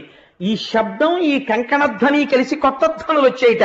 ఇంతకు ముందు అలా యుద్ధం చేసిన ఆడదేది మా అమ్మ జగదంబ చేసింది వేరనుకోండి, సత్యభామ చేస్తోంది ఇవాళ. అందుచేత ఆ కంకణధ్వనులు ఆ బాణధ్వనులు కలిసిపోయేట. తాటంకమణిగణ ధగధగ దీప్తులు గండమండల రుచుల కప్పికొనగా. ఇంతకు ముందెప్పుడు అంతఃపురంలో ఉండడం, చల్లగా హాయిగా ఉద్యానవనాల్లో ఉండడం తప్ప అంత ఎండలో గరుత్మంతుడి మీద యుద్ధం చేయడం కందిపోయి ఎర్రగా అయిపోయేట. దానికి తోడు ఆ సత్యభామాదేవి పెట్టుకున్నటువంటి కుండలముల కాంతి బుగ్గల కాంతితో కలిసి ముఖమండలం అంతా ఒక కొత్త కాంతితో దీపించేస్తోందిట. శరపాత ఘుమఘుమ శబ్దంబు పరిపంధి సైనిక కలకల స్వనములుడుప. ఒక్కొక్క బాణం తీసి ఎప్పుడు వేస్తోందో తెలియదు, ఎప్పుడు తీస్తోందో తెలియదు. ఆ బాణాలు వేసేస్తుంటే ఝం ఝం ఝం మన ధ్వనితో బాణాలు వెళ్ళిపోతుంటే అమ్మో అయ్యో నా బాణాలు తగి పడిపోతున్న వాళ్ళ ధ్వని ఈ ధ్వని కలిసిపోయి కొత్త ధ్వనులు వచ్చేస్తున్నాయి. అలివేలు మంగాపట్నంలోను వెంకటాచలంలోను గంటలు మోగిస్తారు, ఘంటాపాణి అని ఉంటారు. దానికి వాళ్ళు మొదట కొట్టినప్పుడు ఒక ధనుస్తుంది, దాని వైబ్రేషన్స్ ఆ గంటలు కొట్టినప్పుడు జం జం జం జం అని వచ్చి కలిసిపోతే సుప్రభాత సేవ దగ్గర మీరు కూర్చున్నారనుకోండి, ఈ ధ్వని తరంగాలన్నీ కలిసిపోయి ఒక విచిత్రమైనటువంటి శబ్దానుభూతికి మీరు లోనైపోతారు. అటువంటి ధ్వనులు చేస్తోంది ఆవిడ. వీర శృంగార భయరౌద్ర విస్మయములు కలిసి భామినీయనో కాకయ్యనగా. వీరరసం, శృంగారరసం, భయరసం, రౌద్రరసం. ఇందులో మనకొక విషయం ఆశ్చర్యం అయ్యచ్చు. ఏమండి యుద్ధభూమి కదా, యుద్ధభూమిలో శృంగార రసం ఎక్కడ ఉంటుంది? యుద్ధభూమిలో వేసేటప్పుడు బాణాలు వేస్తుంటారు తప్ప శృంగార రసం చూసేటటువంటి దుర్మార్గుడి యందు ఉంటుందేమో కానీ ఆడదొచ్చింది యుద్ధానికని ఆవిడ యందు శృంగార రసం ఉండదు కదా. మరి శృంగార రసం అన్న మాట పోతన గారు ఎలా వాడారు అంటే వెంటనే పోతన గారు చమత్కారం చేస్తారు. ఎంత గొప్ప పద్యం చెప్పారో చూడండి. పరుజూచున్ వరజూచు ఒంపనల రింపన్ రోష రాగోదయ విరత భ్రూకుటి మందహాసములతో వీరంబు శృంగారముంజరగన్ కన్నుల కెంపు సొంపు పరగన్ చండాస్త్ర సందోహమున్ సరసాలోక సమూహమున్ నిరపచున్ చంద్రాస్య హేలాగతిన్. ఆవిడ నిజంగా యుద్ధాన్ని పోతన గారికి చెల్లింది మహానుభావుడు రామచంద్రమూర్తి పలికించారు కనుక ఆయన ఎటువంటి లైవ్ ఇస్తారో చూడండి. పరుచూచున్ ఇటు చూస్తుందట నరకాసురుడి వంక, వాడి సైన్యం వంక చూసి, వరుజూచు ఇటు కృష్ణుడి వంక చూస్తుందట, చూసి నవ్వు నవ్వుతుందట, చూసి ఇంతమంది ఉన్నారు ఏం వేస్తాను అనుకుంటున్నారా చూడండి అని ఓ బాణం తీసి తొడిగి కరెక్టేనా అని ఇలా వేస్తుందట. భ్రుకుటి ముడి వేసి తీవ్రంగా వాళ్ళ వంక చూస్తుందట, విడిచిపెడుతుందట. ఆగ్నేయాస్త్రం వెళ్ళి అక్కడ పడిపోయి వాళ్ళు దహించుకుపోతుంటే అంటుందట. అంటే ఆయన అంటే అట్ట ఇప్పుడు ఏం చేస్తోంది, అటు భయానకం ఇటు శృంగారం ఏకకాలమునందు పోషిస్తోంది. ఇలా యుద్ధం చేసిన వాళ్ళు ఎవరూ లేరు. జగదంబ కూడా యుద్ధం చేస్తే వీరరసంతోనే చేసింది ఆవిడ. ఇలా ఏకకాలమునందు అటు వీరరసం ఇటు శృంగారరసం ఎవరు చేస్తారండి? సత్యభామ చేసింది అలాగా. అందుకని పరుజూచున్ వరుజూచు ఒంపనలరింపన్ రోష రాగోదయా విరత భ్రూకుటి మందహాసములతో వీరంబు శృంగారముంజరగన్ కన్నుల కెంపు సొంపు పెరగన్ చండాస్త్ర సందోహమున్ సరసాలోక సమూహమున్ నెరపుచున్ చంద్రాస్య హేలాగతిన్. అస్త్రశస్త్రములను విడిచిపెట్టేస్తుంటే ఎదురుగుండా ఉన్నవాళ్ళు భయపడిపోయి బాబోయ్ ఏమిటా మొహం అంత కోపం అన్నట్టుండేది. ఇలా కృష్ణుడి వంక చూసినప్పుడు అన్నప్పుడు చంద్రబింబంలా ఉండేది. అమ్మో మా ఆవిడికి ఇన్ని విద్యలు వచ్చా అని పొంగిపోయేవట. అలా కృష్ణుడి వంక చూసేదిట. ఏకకాలమునందు రెండు రసములను పోషిస్తూ యుద్ధం చేస్తోంది. ఎందుకు సత్యభామ యుద్ధం అన్నారో, అసలు సత్యభామ యుద్ధం అంటే ఏమిటో చూతురు కానీ ఆఖరణ ఓహో ఇదా తల్లి గొప్పతనం అంటే అని ఆశ్చర్యపోతారు ఆ పేరుకి. అలినీలాలక చూడనొప్పెసగే భృత్యాలీఢ పాదాంబుతో అలిక స్వేద వికీర్ణ కాలకలతో ఆకర్ణ కానీత సల్లలిత జ్ఞానక పుంఖదీధితులతో లక్ష్యావలోకంబుతో వలయాకార ధనుర్విముక్త విశిక వ్రాతాహతారాతి. అలా బాణాలు వెయ్యగా వెయ్యగా వెయ్యగా వెయ్యగా ఆవిడకి వేసుకున్నటువంటి ఆ కేశపాశ కబరీబంధములోంచి కొన్ని వెంట్రుకలు లేచి నల్లటి తుమ్మెదలు ముఖం మీదకొచ్చాయా అన్నట్టుగా నుదురి మీద పడ్డాయిట. కొద్దిగా నుదుటి మీద చెమట పట్టిందిట. ఆ చెమట మీద ఇలా వెంట్రుకలు అంటుకున్నాయిట. ఇంకా రాను రాను రాను రాను పగతులతో యుద్ధం పెరిగిపోతోంది. వాళ్ళు కూడా ఆడదని ఉపేక్షిస్తే వీళ్ళేది చంపేస్తోందని వాళ్ళు కూడా పెద్ద పెద్ద యోధులందరూ ముందుకొచ్చారు. ఇప్పుడు చాలా గురి చూసి కొట్టాలి వాళ్ళ గుండెల మీద. గురి చూసి కొట్టడంలో ఆవిడ కూడా యుద్ధంలో ఎంత వ్యగ్రతని ఎంత తీవ్రతని పొందిందో పోతన గారు చెప్తారు చూడండి. వికీర్ణ కాలకలతో ఆకర్ణ కానీత సల్లలిత జ్ఞానక పుంకదీధితులతో లక్ష్యావలోకంబుతో ఒక్కొక్క బాణం తీసి ఎన్ని కాంతులు ఏకకాలమనందొచ్చాయో పోతన గారు దర్శనమిస్తున్నారు. ఒకటి ఎడమకాలు ముందు పెడుతోందిట, కుడికాలు వెనక్కి పెడుతోందిట, కుడికాలు కొద్దిగా ఉంచుతోందిట. ఎందుకు? ఇప్పుడు గురి చూసి కొట్టాలి యోధుల మీదకి. పెద్ద పెద్ద వాళ్ళందరూ వచ్చారు. అందుకని ఆ గురి చూసి ఎడంకాలు ముందు పెట్టి కుడికాలు వెనక్కి పెట్టి ఆ పాదం ఇలా కొంచెం పైకెత్తి ఉంచుతుంటే ఆ ఎర్రటి పాదంలోంచి వస్తున్న కాంతుల వంక కృష్ణుడు కూర్చుని విస్మయంగా చూస్తున్నట్ట. ఏమిటి మా ఆవిడే ఇన్ని భంగిమలు? ఏదో నాట్యం అనుకున్నానమ్మా బాబోయ్. ఏమిటి ఇలా కాలు వంచి ఓ కాలు ముందుకేసి ఇలా లాగుతుంటే లక్ష్యాలోక విలీనము, ఆ లక్ష్యం వంక తీవ్రమైన దృష్టితో చూడడంలో కన్నుల వెంట కాంతి. అప్పటి వరకు బాణాలు వేసి వేసి అలవాటు లేని తల్లేమో ఒక్కొక్క బాణం తీసి పట్టుకుని వింటినారి లాగుతుంటే అదంతా ఒరుసుకుని ఎర్రటి కాంతి వేళ్లల్లోంచి, బుగ్గల్లోంచి ఎర్రటి కాంతి, కన్నుల్లోంచి కాంతి, శరీరంలోంచి కాంతి, ఇన్ని కాంతులు ఒక కాంతిగా మారిపోయేటట్టుగా బాణ పరంపరలోంచి వస్తున్న కాంతి, ఇన్ని కాంతులతో కలిపి యుద్ధం చేస్తోందిట. చూసిన వాళ్ళు అనుకుంటున్నారు ముందా మిగిలిన వాళ్ళ మాట అలా ఉంచండి. కృష్ణుడు పక్కన కూర్చున్నవాడు తెల్లబోయి ముక్కున వేలేసుకుని, అమ్మ సత్యభామ నాకు తెలియదు ఇలా కూడా యుద్ధాలు చేస్తావు నువ్వని, ఏమో అనుకున్నాను. ఎంత ఎంత చమత్కారం చూపించావు అంతఃపురంలో. బొమ్మ పిండ్లిండ్లకు పోనొల్ల నన్ను బాలరణ రంగమునకెట్లు రదలంచే మగవారి కనినత మరుగు చేరెడి ఇంటి పగవారి గెల్వనే పగిది జాలే పసిడి ఉయ్యల లెక్క భయమందు భీరువు కగపతి స్కంధమే కడిది నెక్కే సకుల కోలాహల స్వనములోర్వని కన్య పటహ భాంకృతులని భంగినొచ్చే నీలకంఠములకు రుచంబు నేర్పుచూ అలసి తొలగిబోవు అలరుబోడి ఏ విధమున నుండి ఎలమి నాలీఢాది మానములను రిపుల మానమడప. తెల్లబోతున్నాడు కృష్ణ పరమాత్మ దేనికిట? బొమ్మ పెండ్లిండ్లకు పోనొల్లనను బాలరనరంగమునకెట్లు రదలంచే. సత్యభామ సత్యభామ రుక్మిణీదేవి బొమ్మల పెళ్లిళ్ళు చేస్తోంది, వెళ్ళు అంతఃపురంలో బొమ్మల పెళ్లిళ్ళు అవుతున్నాయంటే, అమ్మ బాబోయ్ మళ్ళీ పల్లకీలో ఇక్కడి నుంచి అంత దూరం బొమ్మల పెళ్లిళ్ళకి వెళ్ళడమా, నేను వెళ్ళలేను బాబోయ్, నాకు ఓపిక లేదని చెప్పి ఈ అంతఃపురం నుంచి ఆ అంతఃపురానికి పల్లకీలో వెళ్ళడానికి అమ్మో అంత దూరమే అనేంత సుకుమార ఇవాళ యుద్ధ భూమికి వచ్చిందా? మగవారి ఎవరైనా కనపడేటప్పటికీ ఒక పక్కకి వెళ్ళిపోయి మగవారి కంట పడడానికి సిగ్గుపడిపోయేటటువంటి అతివ ఇవాళ ఇంతమంది ముందు పవిట తీసి చీరలో దోపుకుని యుద్ధం చేస్తోందా? పసిడి ఉయ్యల లెక్క భయమందు భీరువు కగపతి స్కంధమే కడిది నెక్కే. బంగారు ఉయ్యాల ఎక్కి ఊగు సత్య అంటే అమ్మ బాబాయ్ ఉయ్యాల ఎక్కడమే పడిపోతే అనేటటువంటి సత్యభామ ఇవాళ గరుత్మంతుడి మూపురం మీద కూర్చుందా? కూర్చున్నప్పుడు ఆయన ఏం అలా కూర్చోడు, యుద్ధం చేసేటప్పుడు గరుత్మంతుడు ఆతట పక్షమారు తరజ కంపిత ఘూర్ణితాతల వ్రాత మహర్ణ ఉండు భయంకరంగా రెక్కల్ని అల్లారుస్తూ తన ముక్కు పోట్లతో ఎదుటి సైన్యంలో ఉన్నటువంటి ఆ ఏనుగుల్ని పొడుస్తూ తన కాలి గోళ్లతో కొడుతూ కిందకి పైకి ఇలా ఏతవాలుగా తిరుగుతుంటాడు ఆయన. తిరుగుతున్నప్పుడు జాగ్రత్తగా కూర్చోవాలి ఆ పక్షి మీద. దాని మీద కూర్చున్నప్పుడు అలా అల్లిబిల్లిగా కూర్చున్నారు అనుకోండి, ఓ రకమించి కింద జారిపోతే లేని పని కూడా అంత జాగ్రత్తగా కూర్చోవాలి ఆ గరుత్మంతుడి మీద. అలా కూర్చోడానికి ఉయ్యాల ఎక్కడానికి భయపడిపోయింది వాళ్ళ గరుత్మంతుడి మీదకి ఎక్కిందా? సకుల కోలాహల స్వనములోర్వని కన్య పటహ భంకృతులకి భంగినొచ్చే. ఎవరైనా ఉత్సాహపరచడం కోసమని ఆ సైన్యంలో ఉన్న వాళ్ళు ఏం చేస్తారంటే పెద్ద పెద్ద పట్టహాలు తీసుకొస్తారు, తీసుకొచ్చి పెద్ద పెద్ద చప్పుళ్ళు చేస్తుంటారు. అలా పెద్ద పెద్ద చప్పుళ్ళు వినపడేటటువంటి సైన్యము యొక్క ధనులను విని యుద్ధం చేస్తోంది.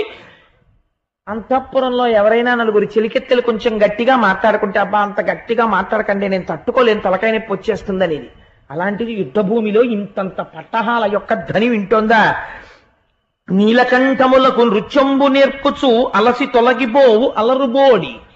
ఆ నీలకంఠాలంటే నెమళ్ళు, నెమళ్ళకి నాట్యం నేర్పుతూ వాటికి క్లాస్ చాలండి ఇంక కలిసిపోయాను మీకు నాట్యం నేర్పి అని చెప్పి ఓ అరగంట క్లాస్ చెప్పి మిగిలిన క్లాస్ క్యాన్సిల్ చేసేయడానికి అలవాటు పడిపోయిన సత్యభామ ఇవాళ రకరకాల విన్యాసాల ఇటువైపు ఎవరినో చూసి గభాలన ఇటు తిరిగి ఎడంకాలు ముందు పెట్టి కుడికాలు వంచి యుద్ధం, ఇటు తిరిగి యుద్ధం, మండలాకారంగా ధనస్సుని వంచి ఒక్కొక్కసారి ఇలా ధనస్సు పట్టుకుని ఇలా బాణాలు వేయడం. ఏమిటిది? ఎప్పుడు నేర్చుకుంది అసలు? ఎప్పుడు ఎలా చేస్తోంది యుద్ధం? ఏమిటి వీర శృంగార భయ రౌద్ర విస్మయములు ఇన్ని రసాలు ఏకకాలమునందు పోషించేస్తోందని చెప్పి కృష్ణ పరమాత్మంతటి వారు తెల్లబోయారట.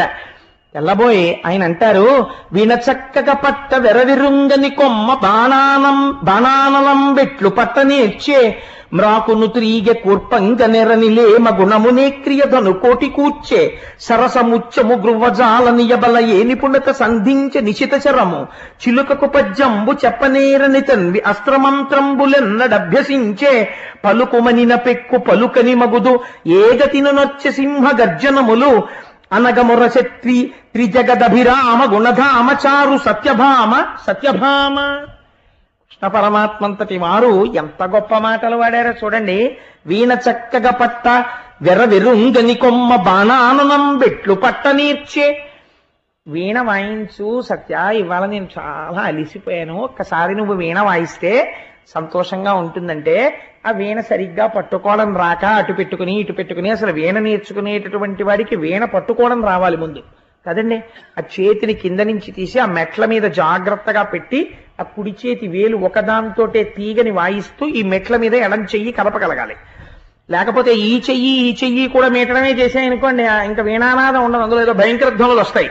అందుకని దాన్ని పట్టుకోవడం అనేటటువంటిది ముందు చాలా అందమైన విషయం. నేను విశాఖపట్నంలో ఉన్నప్పుడు ఒక ఆయన్ని నాకు స్కూటర్ నేర్పండి అని అడిగాను.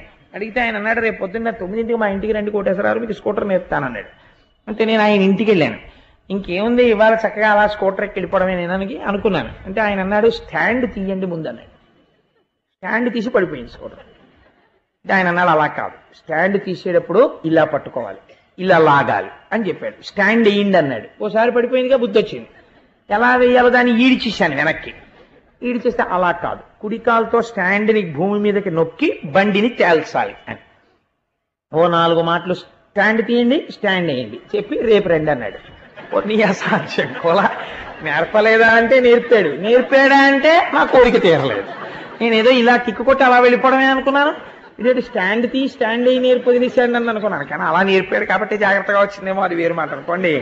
కాబట్టి కృష్ణ పరమాత్మ అంటారు, వీణ చక్కగా పట్ట వెరుంగని కొమ్మ బాణాననం బెట్లు పట్ట నేర్చి. వీణ పట్టుకో అంటే వీణ పట్టుకోవడం సరిగ్గా రానటువంటి సత్యభామ ఇవాళ ఈ బాణ పరంపర ఎలా పట్టుకోగలుగుతోంది? ఒక పెద్ద చెట్టుకి తీగని జాగ్రత్తగా అలా అలవోకగా అది ఎక్కేటట్టుగా ఏర్పాటు చేయి అంటే ఆ తీగని అలా ఎలా పెట్టాలండి చెట్టుకి అని అడిగేది. అటువంటిది ఇవాళ ఇంత భయంకరమైనటువంటి యుద్ధంలో ఈ ధనస్సుని ఎలా పట్టుకుంటోంది? 4 ముత్యాలు అక్కడ పెట్టి ఓ దారానికి గుచ్చు అంటే ముత్యానికి దారం ఎక్కించేటప్పుడు ఒక గమ్మత్తు ఉంటుంది. ఎక్కించడం అలవాటు ఉన్నవాడైతే ముందేం చేస్తాడు, ముత్యం ఎక్కించేయడు, దారం చివర ముడేస్తాడు ఎక్కించిన ముత్యం జారిపోకుండా. లేకపోతే ఏమవుతుంది, ఓ ముత్యం ఎక్కించేసి రెండో ముత్యం ఎక్కించడానికి ఇలా ఇలా ఇలా ఇలా ఇలా పైకెత్తాడు అనుకోండి, ఈ ముత్యం జారిపోతుంది. ఎప్పుడూ ఓ ముత్యమే ఉంటుంది దారానికి. అలా అంటుంటే కృష్ణుడు చూసి నవ్వేవాట, అదేం ముత్యాలు ఎక్కించడం, కింద ముడేయాలి సత్య అని. ఓహో ముడేయాలా, ముడేలా వేయాలో అనేది. అంటే ఇలా వేయాలంటే వేలు కట్టేసుకునేది.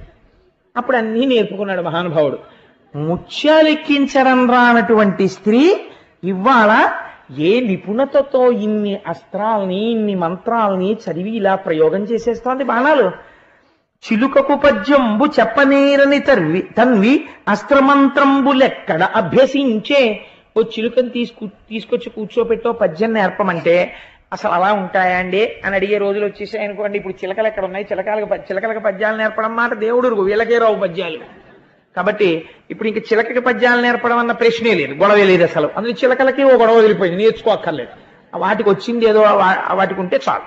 కాబట్టి చిలుకకి ఒక పద్యం నేర్పడంలో అలిసిపోయేటటువంటి స్వభావం ఉన్నటువంటి సత్యభామ ఇవాళ ఇన్ని అస్త్రముల యొక్క మంత్రాలని ఎలా జ్ఞాపకం తెచ్చుకుని వెయ్యగలుగుతోంది? ఏమైనా కాసిన కబుర్లు చెప్తూ అంటే ఇది సాధారణంగా వివాహమైనటువంటి కొత్తల్లో ఉండేటటువంటి సందర్భం. ఆ భర్తకేదో వినాలని ఉంటుంది, అందుకని ఏమైనా చెప్పు అంటాడు. అంటే ఏం చెప్పను అంటుంది ఆవిడ. ఏం చెప్పను కాదు, ఏమైనా చెప్పు అంటాడు. ఏమైనా చెప్పు అంటే ఏం చెప్పనంటుంది ఆవిడకు మొహమాట. అందుకని ఆయనకు ఒక అభిప్రాయం ఏర్పడుతుంది, ఎక్కువ మాట్లాడదు అంటాడు. అది చెప్పమనగానే ఇంకా 2 గంటలు శుక్లాంబరధరం విష్ణుం శశివర్ణం చతుర్భుజం మొదలైతే అనుకోండి. అప్పుడు ఆయన భయపడతారు కూడా, బాబా ఇదేంటి ఇలా స్వస్తి ఎప్పటికి చెప్తుందో, ఈవిడికి కోటేశ్వరరావు ఉపన్యాసాలు ఎక్కువ వినే అలవాటు ఉందో ఏమిటో అనుకుంటారు కదా. అందుకని తక్కువ మాట్లాడే లక్షణం అంటే ఆ దాంపత్య ధర్మాన్ని ఎంత మనస్సులో అవగాహన చేసుకుని ఎంత దర్శనం చేసి రచన చేస్తున్నారో చూడండి పోతన గారు. అది అందుకే ఆ కవి చూడనటువంటి చోటు ఉండదు, తాను మానసిక దర్శనం చేస్తాడు. సత్యభామ కృష్ణుల యొక్క దాంపత్య జీవితములో వాళ్ళిద్దరూ ఏం మాట్లాడుకుంటారో, ఆవిడ ఏం తక్కువ మాట్లాడుతుందో కూడా తాను ఆలోచించి పద్యరచన చేయగలుగుతున్నారు పోతన గారు. ఇది వారి ప్రౌఢిమ, వారి మానసిక ఉపాసన బలం మహానుభావుడిది. కాబట్టి అలా మాట్లాడమంటే ఎక్కువ మాట్లాడనటువంటి పిల్ల ఇవాళ ఏం చేస్తోంది? మామూలుగా యుద్ధం చేయరు, నిశ్శబ్దంగా మాట్లాడకుండా యుద్ధం చేయరు. యుద్ధం చేసేటప్పుడు వాడేదో అరుస్తాడు, ఆడు అనో పెద్ద కేకేస్తారు, సింహగర్జనలు చేస్తుంటారు.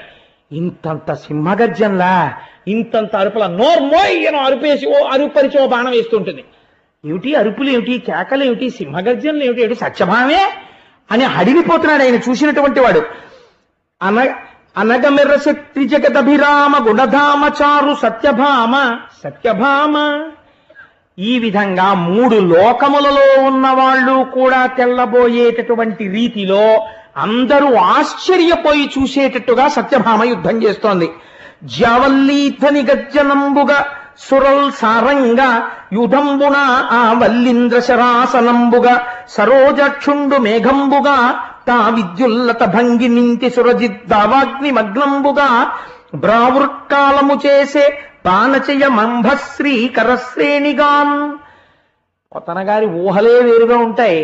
ఆవిడ చేసేటటువంటి యుద్ధంలో కృష్ణ పరమాత్మయే మేఘం, ఆవిడే ఆ మేఘం మధ్యలో ఉన్నటువంటి మెరుపుతీగ. ఎందుకంటే వాళ్ళిద్దరూ కూర్చుని ఉన్నారు కాబట్టి. ఆవిడ చేతిలో పట్టుకున్నటువంటి ధనస్సే ఇంద్రధనస్సు, ఆవిడ చేతిలోంచి వస్తున్నటువంటి బాణ పరంపరలే వర్షధారలు. ఈ వర్షధారల కోసమే చూస్తున్న చాతక పక్షులు దేవతలు. ఈ వర్షధారలలో తడిసిపోతున్నటువంటి దావాగ్ని వంటి వారు రాక్షస సైన్యం. కాబట్టి ఈ అగ్నిహోత్రాన్ని చల్లారుస్తోంది, దేవతల యొక్క కోరికే తీరుస్తోంది. అంటే ఎన్ని లక్షల మంది సైన్యాన్ని తెగటార్చిందో ఆ తల్లి. ఇంతమందిని చంపుతోంది. చంపుతుంటే ఏడుస్తున్న వాళ్ళు చాలా మంది ఉన్నారు, ఉల్లాసపడుతున్నవాడు ఒక్కడున్నాడు. ఎవరు? కృష్ణ పరమాత్మ. ఆశ్చర్యపోతున్నాడు ఆయన. రాకేందు బింబమై రవిబింబమయ్యొప్పు నీరజాతేక్షణ నెమ్మొగంబు కందర్పకేతువై ఘనధూమకేతువై అలరుపు బోడిచే లాంచలంబు భావజు పరిధియై ప్రళయార్కు పరిధియై మెరయునా కృష్ణయై మెలత చాప అమృత ప్రవాహమై అనల సందోహమై తనరారు ఇంతి సందర్శనంబు హర్షదాయి మహాదోషదాయి పరచు ముద్దరాలి బాలవృష్టి హరికి నరికి జోడ అందంద శృంగార వీరరసములోలి విస్తరిల్ల. ఎంత గొప్ప సీసపద్య రచన చేశారంటే నిజంగా పోతనామాచ్యుల వారు. రాకేందు బింబమై, పూర్ణమైనటువంటి చంద్రుడు పౌర్ణమి నాడు ఎలా ఉంటాడో ఆ చంద్రబింబాన్ని చూస్తున్నప్పుడు మనస్సంత ఉల్లాసంగా ఉంటుంది. పై ఎంత బాగున్నాడు రా చంద్రుడు అంటారు. పౌర్ణమి నాటి చంద్రుణ్ణి చూసి ఏమిటండి బాబా చంద్రుడు అలా ఉన్నాడన్నవాడిని నేను ఇప్పటిదాకా పుట్టి బుద్ధిరికి తెలియదు. ఆ చంద్రబింబాన్ని చూడగానే ఎవడైనా ప్రసన్నత పొందుతాడు. అబ్బా ఎంత బాగున్నాడో చంద్రుడు అంటాడు. అలా కృష్ణ పరమాత్మకి పూర్ణ చంద్రబింబంలా కనపడుతోందిట, రాక్షసులకి మధ్యందిన మార్తాండ బింబంలా కనపడుతోందిట ఆవిడ ముఖం. కందర్పకేతువై ఘనధూమకేతువై అలరుపు బోడిచే లాంచలంబు. ఆ యుద్ధం చేసేటప్పుడు వంగి ఆ బాణపరంపర వేస్తుంటే ఆ దోపుకున్నటువంటి పమిట ఆ చీరలోంచి బయటికి వచ్చి ఎగిరింది. ఇలాగా ఎగిరితే ఆవిడ ఒక్కసారి మళ్ళీ తీసి ఇలా చుట్టుకుంది, ఇలా దోపుకుంది. ఆ ఎగిరినటువంటి పమిట రాక్షసులకేమో ఏదో తోక చుక్క కనపడినట్టుగా కనపడింది, వాళ్ళ పాలిట దుష్యకులం కింద. కృష్ణ భగవానుడికి మాత్రం అలా చూసేటప్పటికీ కందర్పకేతువై మన్మధుడి జెండాలా కనపడింది. భావజు పరిధియై ప్రళయార్కు పరిధియై మెరయునా కృష్ణయై మెలత చాప. ఆ తల్లి యుద్ధం చేస్తున్నప్పుడు ఆవిడ ముఖమండలమునందుండేటటువంటి దీప్తి, ఆ కాంతి, గుండ్రమైన కాంతి చూసేటటువంటి రాక్షసులకేమో ప్రళయకాలంలో ఉదయించినటువంటి సూర్యబింబం చుట్టూ ఏర్పడినటువంటి పరివేశంలా కనపడుతోందిట. పక్కనే కూర్చున్నటువంటి కృష్ణ భగవానుడికేమో మన్మధుడు ఏర్పరిచినటువంటి వలయంలా కనపడుతోందిట. అమృత ప్రవాహమై, కృష్ణుడికేమో అమృత ప్రవాహంలా కనపడుతోందిట ఆవిడ. అనల సంతోహమై, అగ్నిపుంజంలా రాక్షసులకు కనపడుతోందిట. తనరారు ఇంటి సందర్శనంబు హర్షదాయి మహారోషదాయి పరచు ముద్దరాలి బాణవృష్టి. ఒకరికేమో సంతోషాన్ని కల్పిస్తోంది, వాళ్ళందరికీనేమో దుఃఖాన్ని కల్పిస్తోంది. ఇలా హరికి చూడ, హరికి సంతోషాన్ని కల్పిస్తోంది, శత్రువులకి బాధ కల్పిస్తోంది. ఇటువంటి భయంకరమైనటువంటి యుద్ధం చేసి చెమట పట్టేసి ముంగురులన్నీ నుదుటు కంటికి పోయినటువంటి సత్యభామ వంక చూసి అప్పటికే అందరూ నిహతులైపోయారు. నరకాసురుడు మాత్రం ఇంకా ప్రాణాలతో నిలబడి ఉన్నాడు. కృష్ణుడి చూసి, సత్య, నీ యుద్ధానికి నేను ఎంతో పొంగిపోయాను.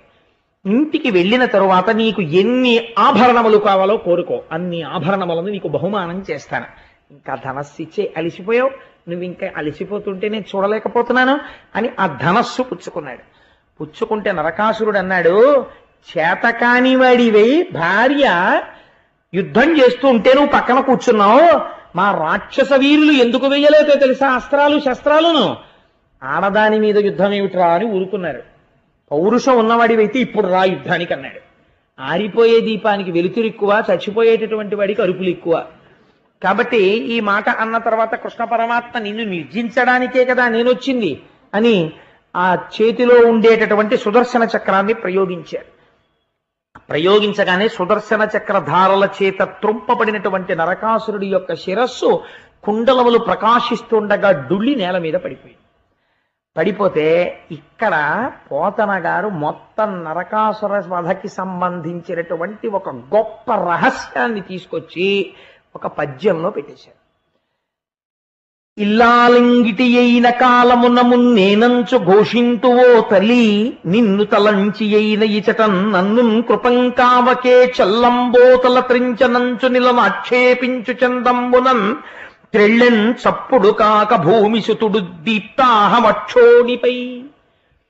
ఆ తల తెగిపోయి కింద పడిపోతున్నప్పుడు భూమికి తగిలేటప్పుడు అమ్మని పరిహాసం ఆడినట్టుందిట. అమ్మా, కిటి అయి ఆదివరాహమూర్తిగా ఉన్నప్పుడు నిన్ను భార్యగా స్వీకరించాడుగా భూదేవిని. నిన్ను భార్యగా స్వీకరిస్తే కదా నేను కొడుకుగా పుట్టాను. నా భార్య చూస్తోంది, తల్లి కళ్ళ ముందు కొడుకుని చంపేయడమా అని కూడా చూడకుండా ఆదివరాహావతారంలో ఆయన భార్యని అని చెప్తుంటావుగా, మరి నీ కళ్ళ ముందు నీ కొడుకుని చంపేస్తుంటే ఇప్పుడు ఏమనగలిగావు అని తల్లిని దెప్పి పొడిచాడా అన్నట్టుగా తల భూమి మీద పడిపోయింది అన్నారు. ఎంత చమత్కారమైనటువంటి పద్యమో చూడండి. రాక్షస సంహారం జరిగినప్పుడు ఇటువంటి పద్యం అరుదుగా రాస్తారు. ఇలా ఎందుకు జరిగింది అంటే, ఇప్పుడు మీరు దీన్ని ఒక్కసారి ఒక్కొక్కచో అయితే ఒక మాట చెప్తుంటారు, సత్యభామయే నిర్జించినది నరకాసురుణ్ణి. సత్యభామయే నిర్జించిన నరకాసుర సైన్యాన్నంతటినీ నామమాత్రావశిష్టం చేసేశాక కృష్ణుడు నిర్జించిన ఒకటే. ఇప్పుడు మీరు ఒక్క విషయాన్ని జాగ్రత్తగా సమన్వయం చేసుకుంటే నేను ముందు మిమ్మల్ని అడిగినటువంటి ప్రశ్నలన్నింటికీ జవాబు దొరుకుతుంది నరకాసుర వధలో. ఇప్పుడు దేవతలందరూ ఏం చేశారు అంటే, ఆకాశంలో దేవతలందరూ వారి వారి లోకముల యందు దీపములు వెలిగించారు. నరకాసురుడు మరణించినాడు అని పరమ సంతోషంతో. ఎందుకు అలా నరకాసురుడు చచ్చిపోతే దీపాలు వెలిగించడం ఎందుకు? వాడు చచ్చిపోయి కూడా అమావాస్య నాడు చచ్చిపోయాడు. దీపావళి అమావాస్యాని కదా అంటాం కార్తీక మాసం దగ్గర. అందుకని అమావాస్య నాడు మరణించాడు వాడు. దీని వెనకాతల ఉండేటటువంటి రహస్యాన్ని మీరు జాగ్రత్తగా అర్థం చేసుకునే ప్రయత్నం చెయ్యండి. నిజంగా ఈ నరకాసురుడన్నవాడు ఎక్కడ ఉంటాడు అంటే, నరకాసురుడన్నవాడు ఎక్కడో ఉండడు, ఇక్కడ ఉంటాడు. అదేమిటంటే అలా అన్యాయంగా మాట్లాడారు ఇంత విన్న తర్వాత అని మీరు అనుకోకండి. నరకాసురుడు అంటే, నరకాసురుడు ఎవరికి జన్మించాడు? ఆదివరాహమూర్తికి భూదేవికి కలిసి జన్మించాడు. అంటే ప్రకృతి పురుషుల యొక్క సంయోగ ఫలితమే నరకాసురుడు. ఎవరు జన్మించినా అంతే కదండి, ప్రకృతి పురుష సంయోగము చేతనే కదా ఎవరు జన్మించినా. కాబట్టి జన్మించినప్పుడు గర్భమునందుండగా వాడికి పూర్వజన్మ స్మృతి ఉన్నది, జ్ఞానం ఉన్నది. ప్రసూతి వాయువు తోసేయగానే వాడిని అజ్ఞానం పట్టుకుంటుంది. వాడు అసలు మొట్టమొదటి ఎక్కడున్నవాడు నరకాసురుడు? వాడు ప్రాగ్జ్యోతిషపురంలో ఉన్నాడు. వాడికి తల్లి ఎవరు? భూదేవి. మనకందరికీ తల్లి ఎవరు? భూదేవి. అదేమిటంటే, మా అమ్మగారు ఉన్నారు కదా, మరి భూదేవి తల్లి ఎలా అవుతుంది అని మీరు నన్ను ప్రశ్న వేయచ్చు. పోషణ ఎవరు చేస్తారో వారిని తల్లి అని పిలుస్తారు. పోషణ పృథివీ చేస్తోంది. ఎందుచేత? అమ్మ పాలివ్వాలనుకోండి, అమ్మ పాలివ్వాలంటే అమ్మ పోషకాహారం తింటే కదా పాలిస్తుంది. అమ్మకి ఆహారం ఎక్కడి నుంచి వస్తుంది? పృథివీలోంచి వస్తుంది. పృథివీ వికారమైన ఒక యాపిల్ పండును అమ్మ తింటే ఆ పృథివీ వికారమైన యాపిల్ పండు అమ్మ దగ్గర పాలగా మారుతున్నాయి. ఆ పాలు పృథివీ వికారమైన ఈ శరీరం పుచ్చుకుని మళ్ళీ ఇంకొంచెం పృథివీ వికారంగా పెరుగుతోంది, పెద్దదవుతోంది. కాబట్టి ఇప్పుడు అందరినీ పోషించేది ఎవరు? అమ్మ పోషిస్తోంది. కాబట్టి భూదేవి అమ్మ. వీడేమన్నాడు? నాకు అమ్మ ఎవరో తెలియడం లేదు అన్నాడు. కాబట్టి దేన్ని వదిలిపెట్టాడు? ప్రాగ్జ్యోతిషపురాన్ని విడిచిపెట్టి వాడు మాహిష్మతీపురంలో ఎక్కువ గడుపుతూ ఉండేవాడు. ప్రాగ్జ్యోతిషము, ప్రాక్ అంటే పూర్వకాలమునందు ఎప్పుడూ ఉన్నది, మొదటి నుంచి ఉన్నది. జ్యోతిష్ అంటే ఏదది? ఇక్కడే ఉన్నటువంటి ఆత్మవస్తువు. ఈ ఆత్మవస్తువుని తెలుసుకోవడానికే మనం ఇందులోకి వచ్చాం. ఇందులో ఉండి ఈశ్వరుని యొక్క అనుగ్రహాన్ని పొందడానికి, ఈశ్వర దర్శనమును పొందడానికి ఇందులోకి వచ్చాం.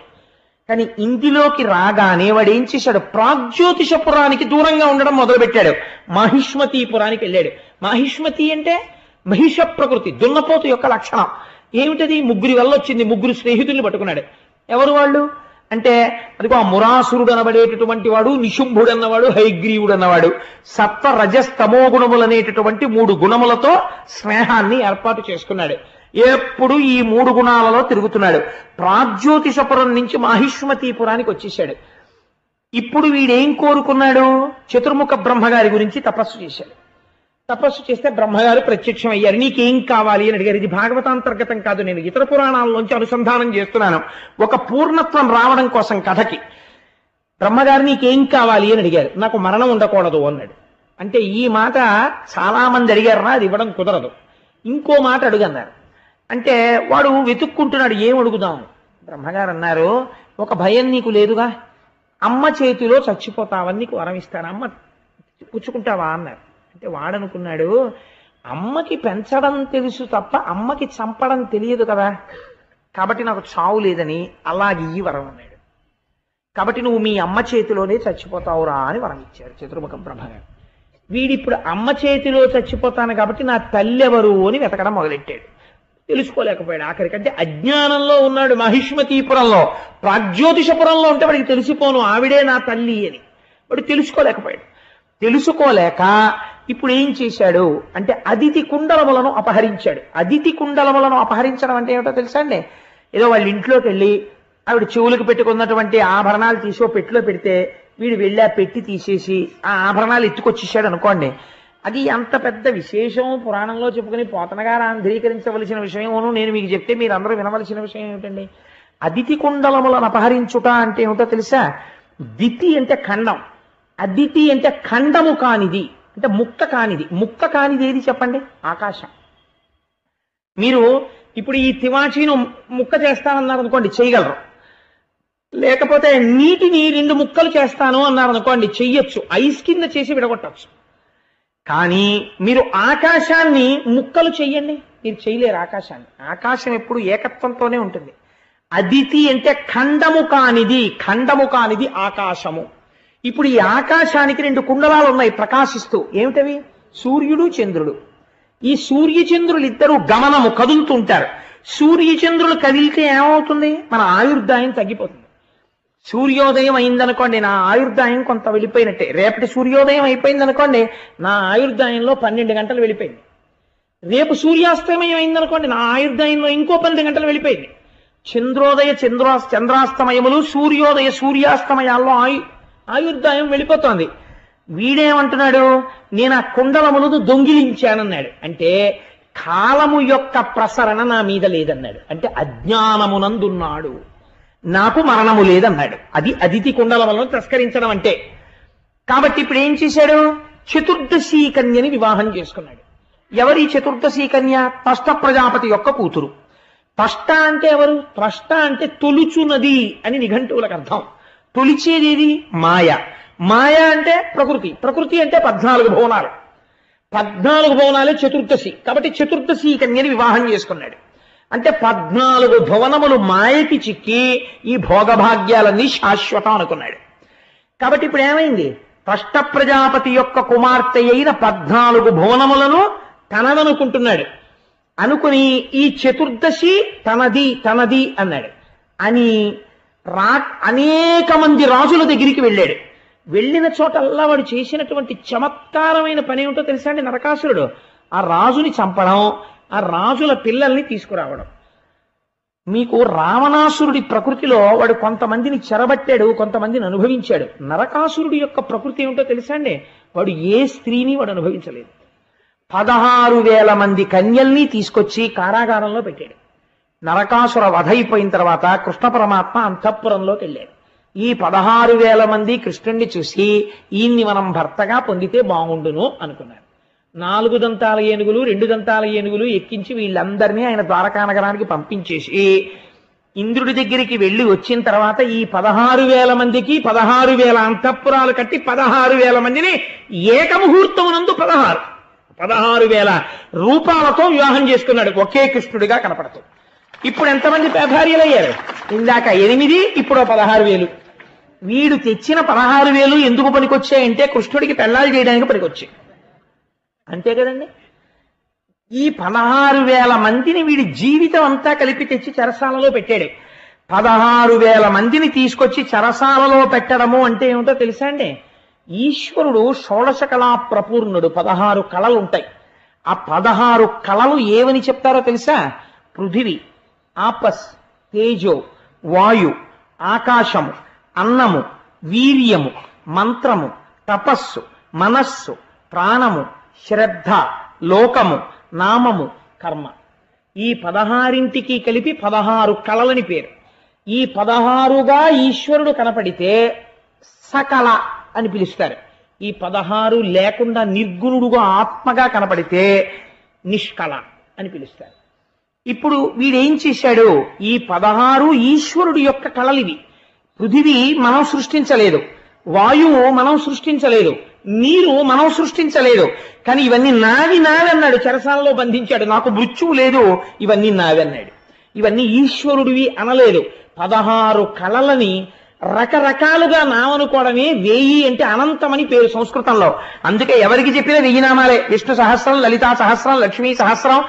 ఎవరికన్నా సహస్రం మించి ఉండడం ఏమిటి అంటే సహస్రం అని ఎందుకంటారంటే అనంతం. ఆ నామాలు ఇంకంతకన్నా చెప్పలేం. ఎన్ని నామాలు ఆయన నామాలే. సహస్రం అంటే 16,000 అయ్యాయి. అంటే ఎన్ని మాటలు నావి అన్నాడో అన్ని మాటలు వాడివి కావు, ఈశ్వరుడివి. ఈ 16 కళలు 16,000 మంది కన్యలు. వాళ్ళు ఎవరికి చెందినవారు? ఈ 16 మనవి కావు, ఈ 16 ఈశ్వరుడివి. రామకృష్ణ పరమహంసని ఒక శిష్యుడు అడిగాడు, భగవంతుడు ఎప్పుడైనా పక నవ్వుతాడా అండి అని అడిగాడు. అడిగితే రామకృష్ణ పరమహంస అన్నారు, నవ్వకపోవడం ఏమిటి? ఆయనకి ఉదయం సబ్ రిజిస్ట్రార్ ఆఫీస్ తెలిసిన దగ్గర నుంచి రిజిస్ట్రార్ ఆఫీస్ క్లోజ్ చేసేసే వరకు ఆయనకి అదే పని, నవ్వుతాడట. రిజిస్ట్రార్ ఆఫీస్ తెరవడానికి, రిజిస్ట్రార్ ఆఫీస్ క్లోజ్ చేయడానికి భగవంతుడు నవ్వడానికి సంబంధం ఏమిటండి అని అడిగారు. అడిగితే రిజిస్ట్రార్ ఆఫీస్ తెరిస్తే ఏం చేస్తాం? మనం కొనుక్కున్న భూమిని రిజిస్ట్రార్ గారిని తీసుకొచ్చి ఇదేనండి ఇక్కడ 400 గజాలు కొనుక్కున్నానని పెట్టి కొలిచి చూపిస్తాం. భూమిని కొనుక్కున్నవాడు కొలిచినప్పుడల్లా ఈశ్వరుడు పకపక నవ్వుతాట. ఇలా ఎంతమంది కొలిచారో ఇప్పటికీ, ఈ కొలిచిన వాళ్ళందరూ వెళ్ళిపోయాడు, వీడోడు బయలుదేరాడు మళ్ళీ పట్టుకుని ఇవాళ అని నవ్వుతుంటాట ఆయన పకపక. అందుకని భూమి నీదా, వాయువు నీదా, జలం నీదా? ఏది నీది? ఏది నీది కాదు, నావి అంటున్నాడు. ఎన్ని మాటలు నావన్నాడో అన్ని అనంతాలు అయ్యాయి. కాబట్టి 16,000 మంది కన్యల్ని చెరసాలలో పెట్టాడు. 16,000 మంది మాకు కృష్ణుడు భర్త అన్నారు. అంటే ఈ 16 కళలు ఈశ్వరుడివి అన్నారు. అందుకని 16,000 కళల్ని తనవిగా స్వీకరించాడు. అంటే అనంతముగా కనపడేటటువంటి ఈ విభూతులన్నీ ఈశ్వరుడికి చెందినవి అని చెప్పడం. అందుకని 16,000 మంది మళ్ళీ కృష్ణుడికే భార్యలయ్యారు. ఇటువంటి వాడు ఈయన చతుర్దశీ కన్యని వివాహం చేసుకున్నాడు. చేసుకున్న తర్వాత ఇప్పుడు ఎవరి చేతిలో చచ్చిపోవాలి? బ్రహ్మగారి వరం ప్రకారం అమ్మ చేతిలోనే చచ్చిపోవాలి. ఇప్పుడు అమ్మ ఎవరు? భూదేవి. ఇప్పుడు ఆ భూదేవి చంపేయాలి. ఇప్పుడు భూదేవి అంశగానే సత్యభామ వచ్చింది. భూదేవి అంశే సత్యభామాదేవి. అందుకే సత్యభామ అన్న పేరే పెట్టడం వెనకాతల ఒక రహస్యం ఉంది. ఇంత యుద్ధం, సత్యభామ యుద్ధం చెప్పడం వెనకాతల సత్యభామ యొక్క యుద్ధం వింటే వచ్చే ఫలితం ఏమిటో తెలుసా అండి? ఎందుకన్ని పద్యాలు చెప్పానో చెప్పనా? సత్య అంటే ఏమిటి? మారనిది. మారనిది ఏది ప్రపంచంలో? పరమేశ్వరుడు ఒక్కడే, బ్రహ్మం ఒక్కటే మారదు. మిగిలినవన్నీ మారిపోతుంటాయి. ఇవాళ ఉన్నది రేపు ముసలిదైపోతుంది. ఇవాళ ఉన్న నల్ల వెంట్రుక రేపటికి తెల్ల వెంట్రుక అయిపోతుంది. ఇవాళ ఇంతే ఉన్న వెంట్రుక రేపటికి పొడుగు అవుతుంది. ఇవాళ పొడుగైన వెంట్రుక కత్తిరించేస్తే రేపటికి పొట్టి అయిపోతుంది. అన్నీ మారుతాయి. మారని వాడు ఈశ్వరుడు ఒక్కడే. మారని ఈశ్వరుణ్ణి ఆధారం చేసుకుని మారుతుంటుంది జగత్తు. మారని వాడు సత్యమైతే ఆ సత్యము యొక్క కాంతి, మా సంపద, ఆ సత్యము యొక్క కాంతి వలన వచ్చే సంపద మీకు ఎక్కడ కనపడుతుందో తెలుసా అండి? భూమిలో కనపడుతుంది. ఎలా?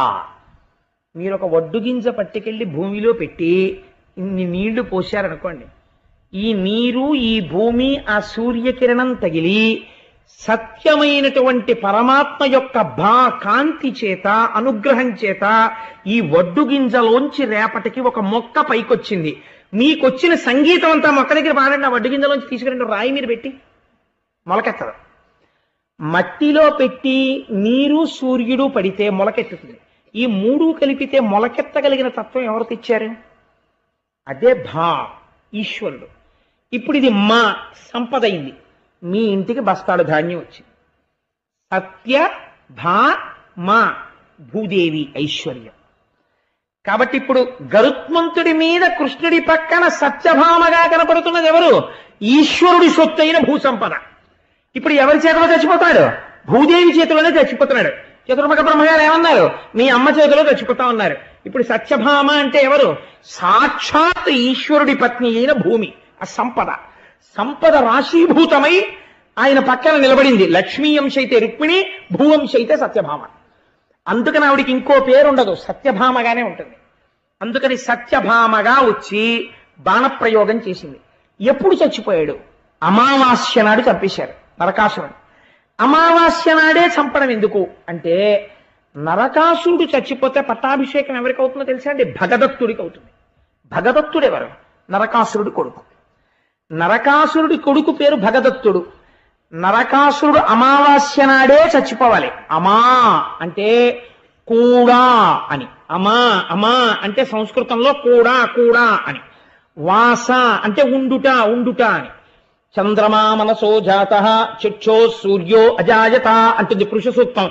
మనస్సుకి చంద్రుడికి సంబంధం. అమావాస్య నాడు చంద్రుడు ఉండడు. అంటే మనస్సు ఏమైపోయింది? ఇప్పటి వరకు నేను నాది అని సంసార భావమునందు ఉన్నటువంటి మనస్సు సూర్యుడిగా ఉన్న నారాయణుని ఎందుకు కలిసిపోయింది? ఈ చంద్రుడి యొక్క తేజస్సు. కాబట్టి ఇప్పుడు ఎక్కడుంది మనస్సు? కూడిపోయింది ఆయనతోటి. అమావాస్య అంటే కూడి ఉండుట, ఆయనతో కలిసి ఉన్నది. అంటే ఇప్పుడు పైన ఉన్నటువంటి అజ్ఞానం అంతా కూడా నశించినది సత్యభామ యొక్క అనుగ్రహము చేత, ఆ భూదేవి యొక్క అనుగ్రహము చేత, ఆ బ్రహ్మ సంపద యొక్క అనుగ్రహము చేత, బ్రహ్మ జ్ఞాన సంపద యొక్క అనుగ్రహము చేత. పోతే ఏది మిగిలిపోయింది? ఆత్మావై పుత్రనామాసి, కొడుకు భగదత్తుడు. భగ అంటే భగవన్లో భగ, షాడ్గుణ్యములు అంటే ఆత్మతత్వము తెలుసున్నవాడు మిగిలిపోయాడు. అమావాస్య ఈశ్వరుడు యందు మనస్సు లయమైపోయింది. ఇప్పుడు ఇది ఏ స్థితిని చూపిస్తోంది? మనం పుట్టిన తరువాత మనం దేన్ని పొందాలో చూపిస్తోంది. మనం పుట్టి ప్రాగ్జ్యోతిషంలో ఉండవలసిన వాళ్ళ మహిష్మతిలో పడిపోయి చతుర్దశిని పెళ్లి చేసుకుని ఊళ్ళో అన్ని తీసుకొచ్చి ఇంట్లో పెట్టి అన్ని నావి నావి నావి అని బతుకుతూ స్పష్ట ప్రజాపతి కూతుర్ని తెచ్చుకుని మాయలో పడి కొట్టుకుంటుంటే అమావాస్య నాడు భూదేవి సత్యభామగా వచ్చి మననైనా చిట్ట చివరికి ఎవరు కలుపుకోవాలి? భూదేవి కలుపుకోవాలి. అందుకని ఈ రహస్యం తెలిస్తే సత్యభామాదేవి యుద్ధాన్ని ఎవరు వింటున్నారో వారికి బ్రహ్మజ్ఞానము ఒక జన్మలోనైనా కలుగుతుంది. వాళ్ళకి అదృష్టం పడుతుంది. ఆ బ్రహ్మజ్ఞానం కలిగితే నరకుడు మరణిస్తాడు. అమావాస్య నాడు సూర్యనారాయణుడితో మనస్సు చేరిపోయింది. మనస్సు పోయింది, జ్ఞానం ఉండిపోయింది. ఆ జ్ఞానము చేత తాను పరబ్రహ్మం అయ్యాడు. ఈ శరీరం అన్న భ్రాంతి పోయింది. భగదత్తుడు ఉండిపోయాడు. భగదత్తుడికి పట్టాభిషేకం అయిపోయింది. ఖైదులో ఉన్న 16,000 మంది కృష్ణుడు భార్యలైపోయారు. అంటే ఇదంతా ఈశ్వర విభూతి అని తాను అంగీకరించి నమస్కరించి నిలబడిపోయాడు. ఇంతకన్నా గొప్ప పండగ ఏముంటుంది? ఆత్మతత్వం తెలియడం. అందుకని దేవతలు దివ్యలు వెలిగించారు. దీపావళి పెట్టండిరా దీపాలన్నారు, మోగించండిరా బాణసంచారం లేదు. దీపాలు పెట్టండి అన్నారు, దీపావళి దీపాలు వెలిగించండి దీపాలు వెలిగించండి. ఆత్మజ్యోతి ప్రకాశించింది. మళ్ళీ ప్రాగ్జ్యోతిషపురమునకు పట్టాభిషిక్తుడు అయ్యాడు. కాబట్టి ఇది దివ్యమైన లీల. అందుకని సత్యభామ చేతిలోనే నరకాసురుడు మరణించాలి. శరీరం పోవడం అన్నది ఎప్పటికైనా భూమిలోకే వెళ్ళాలి తప్ప ఎవడి శరీరమైనా సరే, ఎంత గొప్ప శరీరమైనా సరే, ఏమంటే నాది ఇంత గొప్ప శరీరం కదా, మహా అయితే ఏమంటాడండి? మా పొలంలో సమాధి కట్టండి అంటాడు. వాడి పొలంలో అయితే మాత్రం మట్టిలోకి బోడేంటి? వాడి పొలంలోకి పోతాడు. లేకపోతే ఇంకా విర్రుండిపోతే ఏమనాలి? మా ఇంటి వెనకాల నువ్వు కప్పెట్టేయండి అనాలి. అక్కడైతే మాత్రం ఏమైంది? మట్టిలోకే పోయాడు.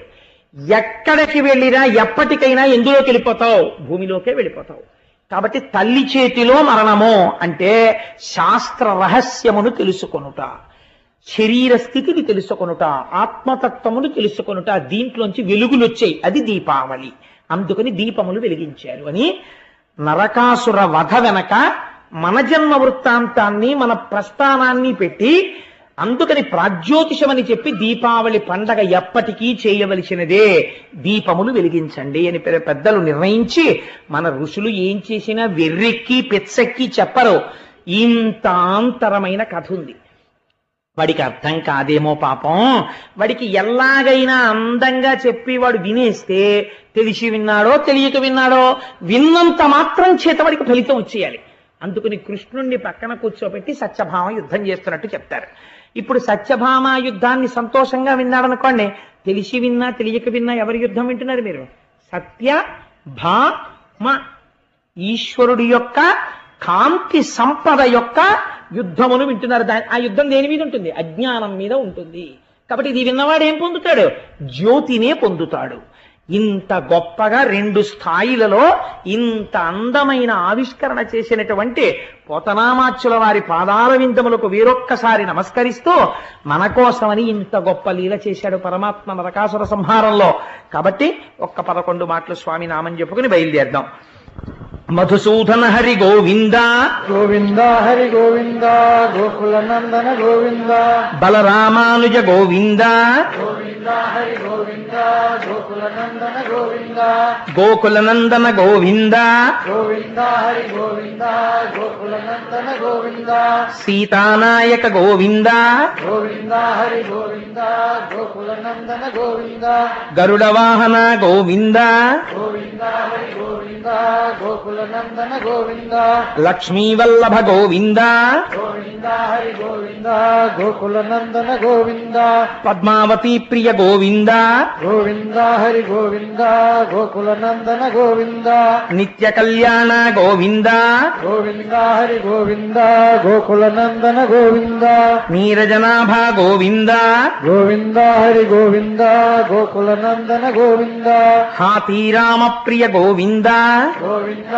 హరి గోవింద, గోకుల నందన గోవింద, అపన్నివారణ గోవింద, గోవింద హరి గోవింద, గోకుల నందన గోవింద, శ్రీనివాస గోవింద, గోవింద హరి గోవింద, గోకుల నందన గోవింద, శ్రీ వెంకటేశ గోవింద, గోవింద హరి గోవింద, గోకుల నందన గోవింద, మంగళాశాసన పరై పదాచార్య పురోగమై సర్వైశ్చ పూర్వైరాచార్యై సత్కృతాయాస్తు మంగళం.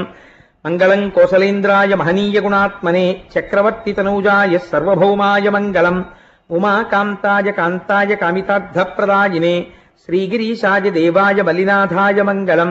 కరచరణ కృతం వా కర్మ వాక్కాజం వా శ్రవణనైనజం వా మానసం వాపరాధం విహితమవిహితం వా సర్వమేత్తక్షమస్వ. శివ శివ కరుణాబ్ధే శ్రీ మహాదేవ శంభో. విహితమవిహితం వా సర్వమేత్తక్షమస్వ. శివ శివ కరుణాబ్ధే శ్రీ మహాదేవ శంభో. సర్వం శ్రీ ఉమామహేశ్వర పరబ్రహ్మార్పణమస్తు.